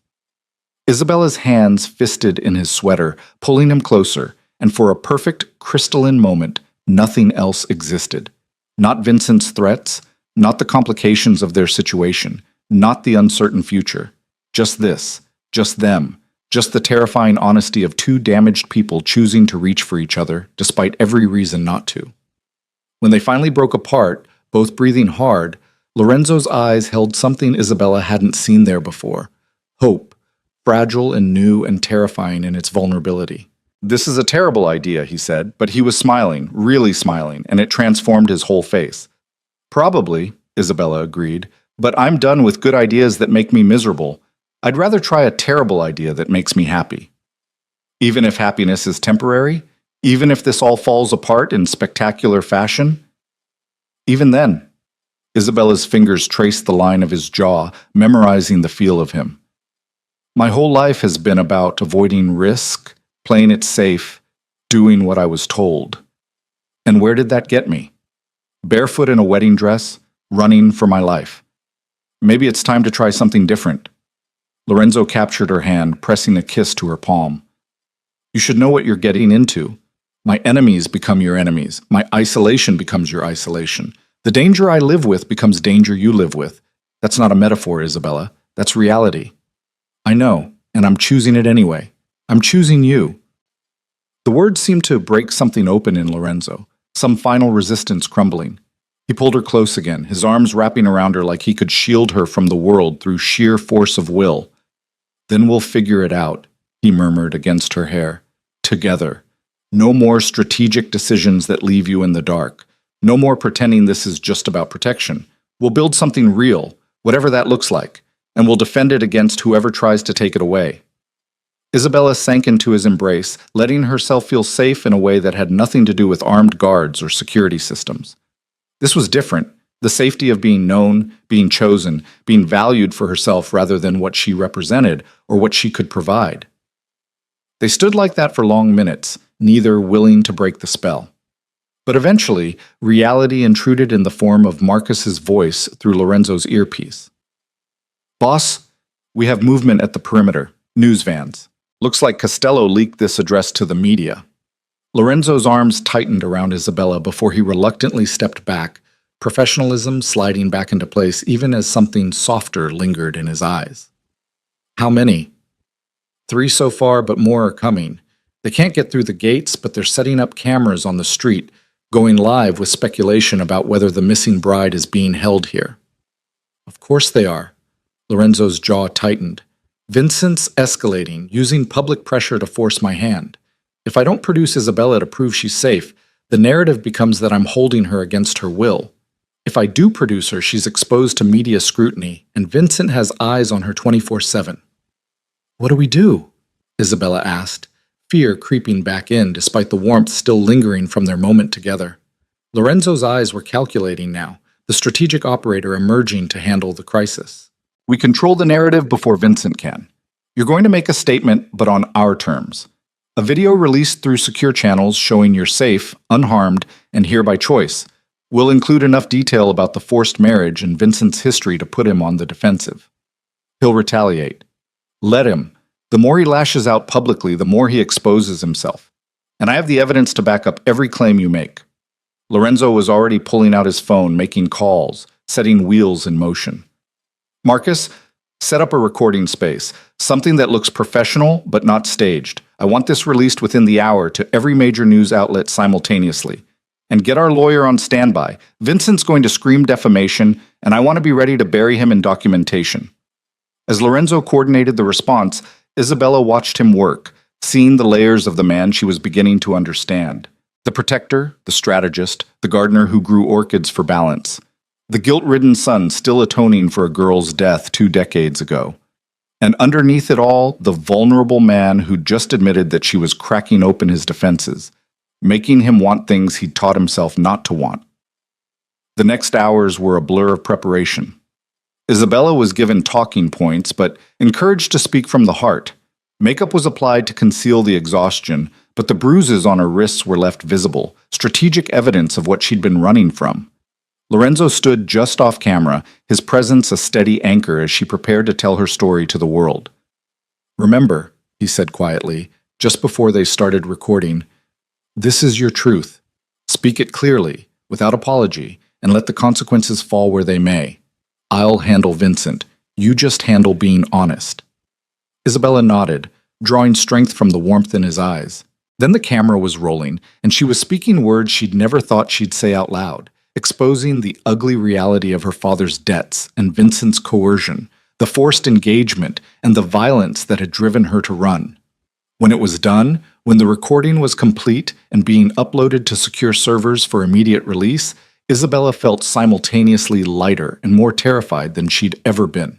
She'd just declared war on Vincent Costello in the most public way possible, and there would be consequences. But she'd done it with her own voice, her own agency, and that was worth the risk. Lorenzo pulled her into his arms as soon as the camera crew left, and Isabella buried her face against his chest, breathing in the scent of him, expensive cologne and greenhouse earth, and something uniquely Lorenzo. "Whatever happens next," she whispered, "we face it together, right?" "Together," Lorenzo confirmed, his voice a promise and a vow. "Whatever it takes, whatever it costs. You're not alone anymore, Isabella, and neither am I."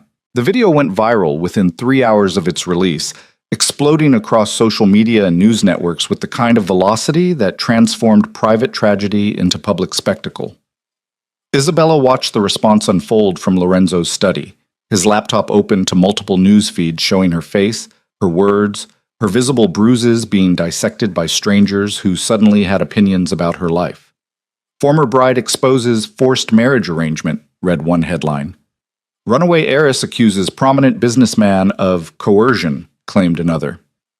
The comment sections were predictably divided, some people calling her brave, others questioning why she'd waited until after fleeing to speak out, a vocal minority insisting she was lying for attention or money. Stop reading those, Lorenzo said, gently closing the laptop. Public opinion is fickle and meaningless. What matters is that your truth is out there, documented and undeniable. Vincent can't claim you're mentally unstable when you're clearly articulate and rational. He can't pretend concern for your safety when you've explicitly stated you're safer away from him. But he'll try. Isabella stood and moved to the window, watching the news vans that had multiplied outside the gates like vultures circling carrion. He'll spin this somehow, make himself the victim, claim I'm being manipulated, or he already is. Marcus entered the study carrying a tablet showing a live press conference. Vincent Costello stood behind a podium, looking appropriately concerned and wounded, flanked by expensive lawyers. Started 20 minutes ago. You'll want to see this. Lorenzo took the tablet, and Isabella moved to stand beside him, watching the man who'd tried to own her now trying to own the narrative. I'm deeply saddened by Isabella's allegations, Vincent was saying, his voice perfectly modulated between hurt and understanding. She's clearly been through a traumatic experience, and I can only imagine the confusion and fear she must be feeling. But I want to be clear, our engagement was entered into willingly by both parties, with the full knowledge and consent of her family. Any suggestion of coercion is simply untrue. What about the bruises visible in her video? A reporter called out. Vincent's expression flickered, just for a second, before settling back into concerned sympathy. I can't speak to injuries I never witnessed or caused. But I do know that Isabella has a history of accidents, of situations where she's hurt herself during episodes of emotional distress. Her father can confirm this. The camera cut to Antonio Romano, looking haggard and defeated, nodding miserably beside his wife.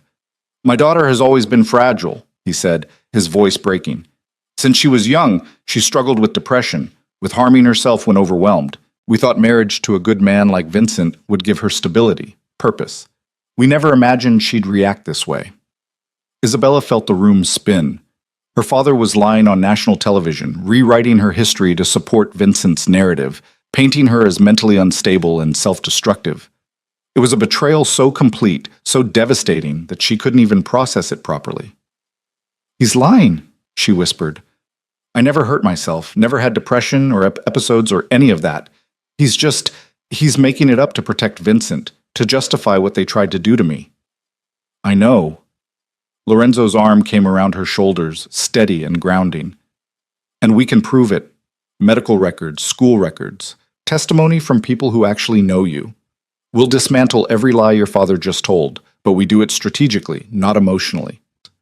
The press conference continued with Vincent fielding questions with practiced ease, positioning himself as a man trying to help a troubled woman while respecting her need for space and treatment. He never once acknowledged the evidence of abuse, the forced nature of the engagement, or his own documented history of violence. It was a masterclass in manipulation, and watching it made Isabella's skin crawl. He's good at this, Marcus observed grimly. Better than I expected. He's got the media eating out of his hand, making you look unstable and him look like a concerned saint. Then we changed the game. Lorenzo's voice was cold, controlled fury barely leashed. Marcus, contact our friends at the federal prosecutor's office. It's time to stop playing defense and go on the offensive. And get me every piece of evidence we have on Vincent, financial records, witness statements, surveillance footage, everything. If he wants to play this in the court of public opinion, we'll drag him into an actual court. Over the next 72 hours, Lorenzo orchestrated a counterattack that was both surgical and devastating. Medical records were released showing Isabella had never been treated for depression or self-harm. Teachers and former employers gave statements describing her as stable, responsible, and showing no signs of mental illness. Friends from college, people Isabella hadn't spoken to in years but who remembered her kindly, came forward to contradict her father's characterization. But the real blow came when Lorenzo's contacts at the FBI held their own press conference. announcing an investigation into Vincent Costello's business operations based on evidence of money laundering, racketeering, and potential involvement in organized crime. They were careful not to connect it directly to Isabella's allegations, but the timing was unmistakable, and the media immediately drew the connections Lorenzo had intended. Runaway Bride's claims gained credibility as federal investigation targets her ex-fiancé, the headlines now read. Is Vincent Costello a concerned citizen, or a criminal trying to silence a witness? Public opinion shifted with whiplash speed, as it always did when a shinier, more dramatic narrative emerged. Vincent went from sympathetic figure to suspected criminal overnight, and suddenly everyone who defended him was backpedaling, claiming they'd always had suspicions. Isabella watched it all from the safety of Lorenzo's estate, feeling like she was observing her life from outside her body. The woman on television being discussed and debated didn't quite feel real. She was a character in a story, a symbol of something larger than herself. Abused women fighting back, the corruption of powerful men, the courage it took to speak truth against intimidation. "Your mother's asking to see you," Natasha said one evening, finding Isabella in the library where she'd been hiding from the news coverage. "Mr. Vale says he can arrange it if you're ready." Isabella's heart clenched. She hadn't seen or spoken to her mother since the wedding morning, and the need to know she was truly safe, truly free of Vincent's control, was overwhelming. "When?" "Tomorrow. Secure location, limited time, but completely private. Your father won't be there. Mr. Vale made that a condition." The meeting was arranged at a small park on the edge of the city, carefully chosen for its multiple exits and clear sight lines. Lorenzo insisted on coming, along with Marcus and two other security personnel who positioned themselves at discreet distances, close enough to intervene if necessary, but far enough to give the illusion of privacy. Isabella saw her mother before Maria saw her, and the change in her was shocking. The woman walking toward the designated bench looked smaller somehow, more fragile, as if the past weeks had physically diminished her. But when their eyes met, Maria's face crumpled and she was running, pulling Isabella into an embrace that smelled like home and heartbreak. "My baby," Maria sobbed, her hands framing Isabella's face, checking for injuries with a mother's desperate need to know her child was whole. "I was so scared, so worried. When you ran, when Vincent said you were missing, I thought, I didn't know if you were alive or, I'm okay, Mama. I'm safe." Isabella held her mother tight, feeling tears she hadn't let herself cry sliding hot down her cheeks. "I'm so sorry I put you through this, but I couldn't marry him. I couldn't live that life." I know. Maria pulled back, her own tears streaming. "I should have protected you better, should have stood up to your father, should have found another way. But I was scared and weak, and I let them both." She couldn't finish, her voice breaking completely. They sat on the bench, holding hands like lifelines, and Isabella told her mother everything. About finding refuge with Lorenzo, about the confrontation with Vincent, about the public battle now playing out in media and courts. Maria listened with a mixture of horror and relief, her grip on Isabella's hands never loosening. "This man, Lorenzo Vale," Maria said carefully. "He's been good to you? You're not trading one cage for another?" Isabella thought about how to answer, about the complexity of what she felt for Lorenzo and what he represented in her life. "He's given me choices, Mama. Real choices, not the illusion of them. He's protected me without demanding anything in return except that I trust him, and She paused, feeling vulnerable admitting this even to her mother. "I care about him, more than I probably should given the circumstances, but I do." Maria studied her daughter's face with a mother's knowing eyes. "He cares for you too. I can tell by the way his people watch you, the way they've positioned themselves around us right now. That kind of protection doesn't come from duty alone." "I don't know what happens next," Isabella admitted.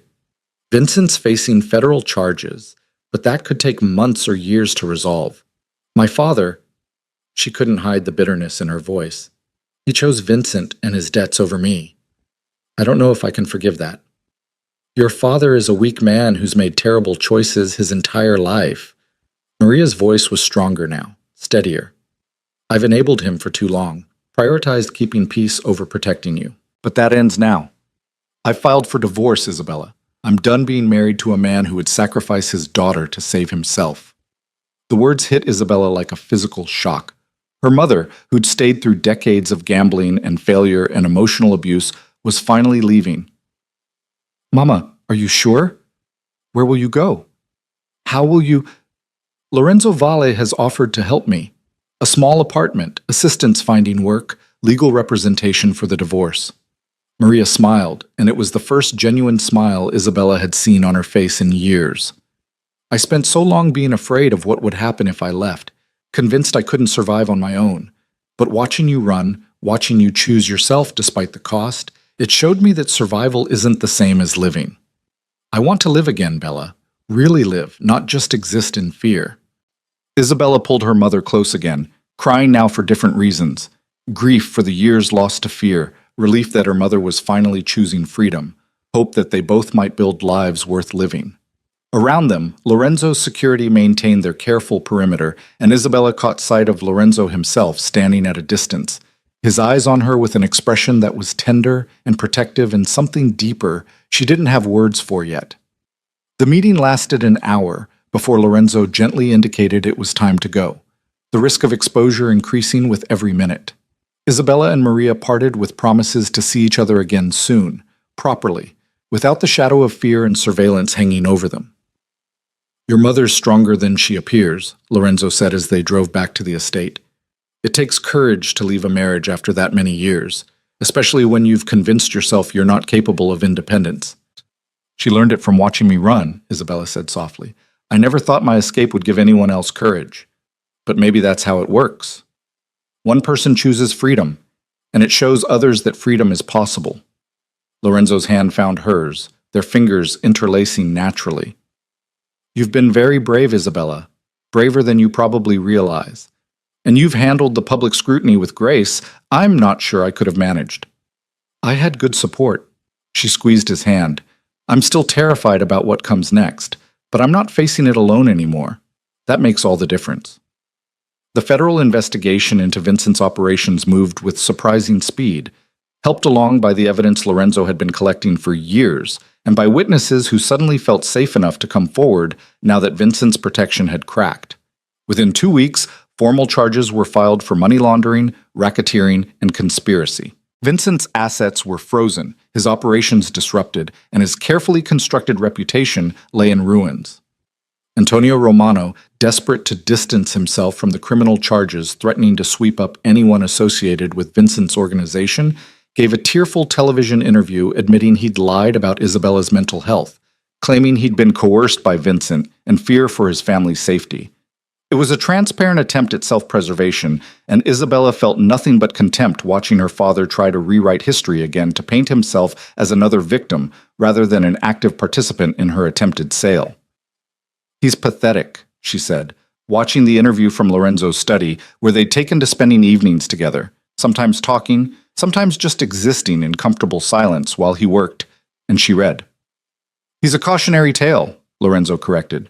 "A man so accustomed to taking the easy way out that he destroyed his family and his own integrity without even realizing what he was losing until it was gone." He closed his laptop and turned his full attention to Isabella. "But his weakness doesn't define you. You get to choose who you become, who you want to be now that you're free of his influence."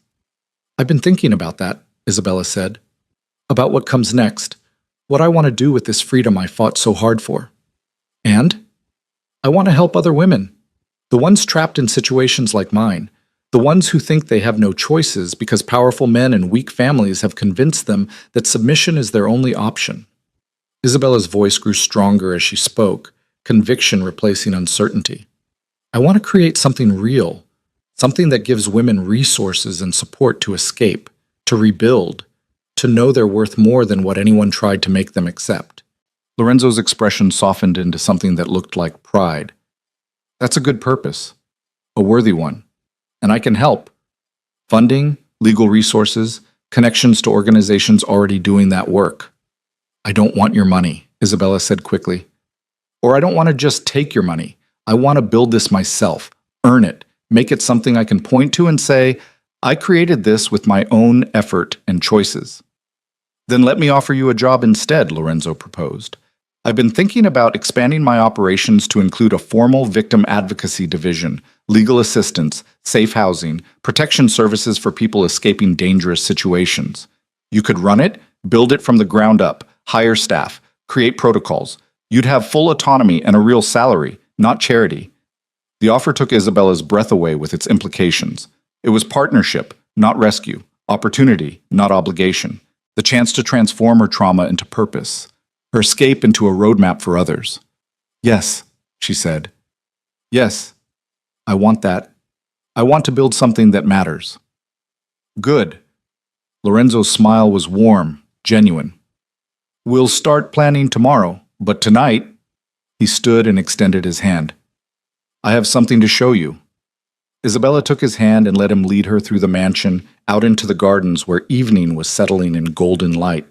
The greenhouse glowed ahead, and as they approached, she saw he'd filled it with candles, their warm light turning the glass structure into something magical. Inside, a simple dinner was laid out on a small table. Nothing elaborate, just pasta and wine and bread. The kind of comfortable meal you shared with someone you trusted completely. But what caught Isabella's attention was the single orchid in the center of the table, the same one she'd watched Lorenzo tend weeks ago when she'd first discovered his greenhouse sanctuary. It bloomed, she said softly, touching the delicate purple petals. You said it might not, that orchids are finicky. Apparently it decided the conditions were right. Lorenzo pulled out her chair and Isabella sat, watching him move around the greenhouse with the same careful attention he brought to everything he did. I thought we could use an evening that wasn't about strategy or danger or what comes next. Just dinner, just us, just this moment. They ate slowly, talking about everything and nothing, books they'd loved, places they wanted to travel, small dreams that had nothing to do with federal investigations or public scandals. It was the most normal evening Isabella had experienced in months, and the normalcy felt revolutionary in its simplicity. I've been thinking, Lorenzo said as they finished the wine, the candles burning low around them, about what it means to build a life with someone. Real partnership, not the kind my father had with my mother where one person dominated and the other endured. Not the kind Vincent tried to force on you where ownership was disguised as protection. Isabella's heart began to race, sensing something significant in his words. What does it mean to you? It means choosing each other every day, not just once. It means trusting someone with your vulnerabilities and respecting theirs. It means building something together that's stronger than what either of you could build alone. Lorenzo reached across the table, taking her hand. I'm not good at this, Isabella. I've spent 20 years avoiding exactly this kind of vulnerability because I was terrified of the pain that comes when you lose someone you love. But you've shown me that avoiding pain also means avoiding joy, avoiding connection, avoiding the possibility of something real. Are you saying, Isabella couldn't finish, hope and fear tangling in her throat. I'm saying I want to try. With you. Building something real, something chosen, something that honors both of our agency and autonomy while creating space for us to be more together than we are apart. He stood and moved around the table, kneeling beside her chair, in a gesture that was both old-fashioned and perfect. I'm not proposing marriage. We're both too aware of how that institution can be weaponized to rush into that. But I'm proposing partnership. A life built together, consciously and carefully, with full respect for who we each are and who we want to become. Tears were streaming down Isabella's face now, but they were good tears, healing tears. I want that too. I want to build a life that's ours, not dictated by fear or obligation or anyone's expectations. I want to wake up every morning and choose you, and know that you're choosing me back. Lorenzo pulled her into his arms, and they stayed like that for a long time, holding each other in the candlelit greenhouse while orchids bloomed around them and the future stretched ahead full of possibility instead of fear.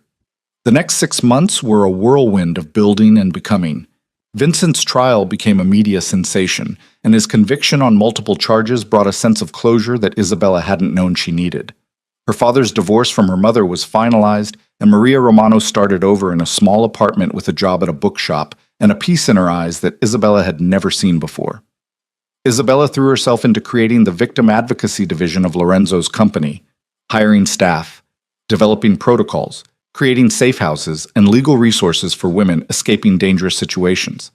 Every person she helped felt like a small redemption, a transformation of her own pain into purpose. And through it all, Lorenzo was there, not controlling or managing, but supporting and partnering. They learned each other slowly, carefully, building trust through 1,000 small choices and daily commitments. He taught her about security and strategy. She taught him about vulnerability and joy. Together, they created something neither had thought possible, a relationship built on equity and respect, where protection didn't mean possession and love didn't mean loss of self. One evening, almost exactly a year after Isabella had fled her wedding, they returned to the greenhouse where Lorenzo had first offered her partnership. The orchids were blooming again, and Isabella had learned to tend them herself, finding the same peace in growing things that Lorenzo had always found there. "I have something for you," Lorenzo said, and there was nervousness in his voice that made Isabella smile. Even after a year together, he could still be uncertain, still be vulnerable, and she loved him for it. He pulled out a small box, and Isabella's breath caught.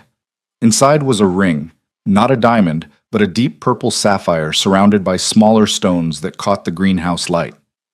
"I know I said I wasn't proposing marriage," Lorenzo began, and Isabella could hear the careful thought behind every word. "And I meant it at the time. But this past year has taught me that marriage doesn't have to be about ownership or obligation. It can be about choice, about commitment, about declaring to the world that this person matters enough to build a legal and social framework around protecting what you've created together." "Lorenzo, let me finish." He took her hand, sliding the ring onto her finger where it fit perfectly. "I'm asking if you'll marry me, Isabella, not because of debts or arrangements or anything external to who we are together, but because I choose you, today and every day, and I want to formalize that choice in a way that honors both of us. Will you?" Isabella looked at the ring, at the man kneeling before her in the greenhouse that had become their sanctuary, and felt the rightness of this moment settle into her bones. This wasn't the forced wedding she'd fled from. This was choice, pure and simple, offered and accepted freely. "Yes," she said, pulling him up to kiss him properly. "Yes, I'll marry you. I choose this. I choose us. I choose the life we're building together." The wedding, when it happened 3 months later, was nothing like the elaborate cathedral ceremony Isabella had fled from. It was small, intimate, held in the greenhouse surrounded by blooming orchids, and the few people who truly mattered: Natasha and the household staff who'd become family, Marcus and the security team who'd protected them both, Maria Romano glowing with the kind of happiness that comes from watching your daughter choose joy, and a handful of the women Isabella had helped through the advocacy program, who wanted to witness her happiness the way she'd witnessed their freedom. There were no 300 guests, no expensive dress bought with blood money, no father walking her down an aisle toward a future she didn't want. Instead, Isabella wore a simple cream dress she'd chosen herself, walked toward Lorenzo through rows of orchids on her own feet, and spoke vows they'd written together about partnership and choice and building something real. "I was running when you found me," Isabella said, her voice strong and clear. "Running from a life I didn't choose, toward an unknown that terrified me. You gave me sanctuary when I needed it most, but more than that, you gave me agency. You taught me that protection and freedom aren't opposites, that love doesn't require surrender, that I could be safe and still be myself. I choose you not because I need rescuing, but because you're the person I want beside me as I continue becoming who I'm meant to be." Lorenzo's eyes were bright with emotion as he spoke his own vows. "I was hiding when you found me, locked in a greenhouse tending plants because people were too risky, too painful, too likely to leave scars. You cracked open my defenses and reminded me that avoiding pain also means avoiding joy. You showed me that I could protect someone without controlling them, that love could be a partnership of equals rather than a power dynamic. I choose you not to atone for past failures, but because you've shown me a future worth building. Together." They exchanged rings, hers the purple sapphire, his a simple band engraved with coordinates marking the spot where she'd hidden in his limousine that first desperate morning. A reminder that sometimes the most terrifying leaps lead to the most beautiful landings. When they kissed, sealing promises and futures, and the choice to keep choosing each other, the small gathering erupted in applause. And Isabella, who'd started this journey barefoot and terrified in an underground garage, felt nothing but joy and certainty and the bone-deep knowledge that she was exactly where she belonged. The reception was simple, held in the garden as the sun set golden over the estate. There were no toasts from distant relatives or business partners, no political maneuvering or careful image management, just people who genuinely cared celebrating something real and hard-won. Maria pulled Isabella aside as the evening wound down, tears streaming down her face. "I'm so proud of you, baby. You're so much braver than I ever was, so much stronger. You took the fear I lived with my whole life and transformed it into freedom. Not just for yourself, but for all those women you're helping now. You turned your escape into a roadmap for others." "I learned from you, Mama," Isabella said softly. "You survived decades in an impossible situation and still found the courage to leave when you saw there was another way. That's not weakness. That's the strongest thing I've ever witnessed." As night fell and stars emerged overhead, Isabella found Lorenzo standing at the edge of the garden, looking out over the grounds they now shared, not as rescuer and rescued, but as partners in every sense that mattered. "What are you thinking?" she asked, slipping her hand into his. "That a year ago I thought my life was complete. I had resources, purpose, a carefully constructed existence that felt safe because it was controlled." Lorenzo turned to face her, pulling her close. "I had no idea I was living in a prison of my own making until you showed me what freedom actually looked like. Real freedom, the kind that requires courage and choice and the willingness to be vulnerable." "We freed each other," Isabella said. "That's what partnership means." "Yes." Lorenzo kissed her forehead, a gesture of tenderness that still made her heart race even after a year of small intimacies. "What do you want for our future, Isabella Vale?" The name still felt new, chosen rather than inherited, and Isabella loved the sound of it. "I want to build our advocacy program into something national, help hundreds of women find the courage to choose themselves.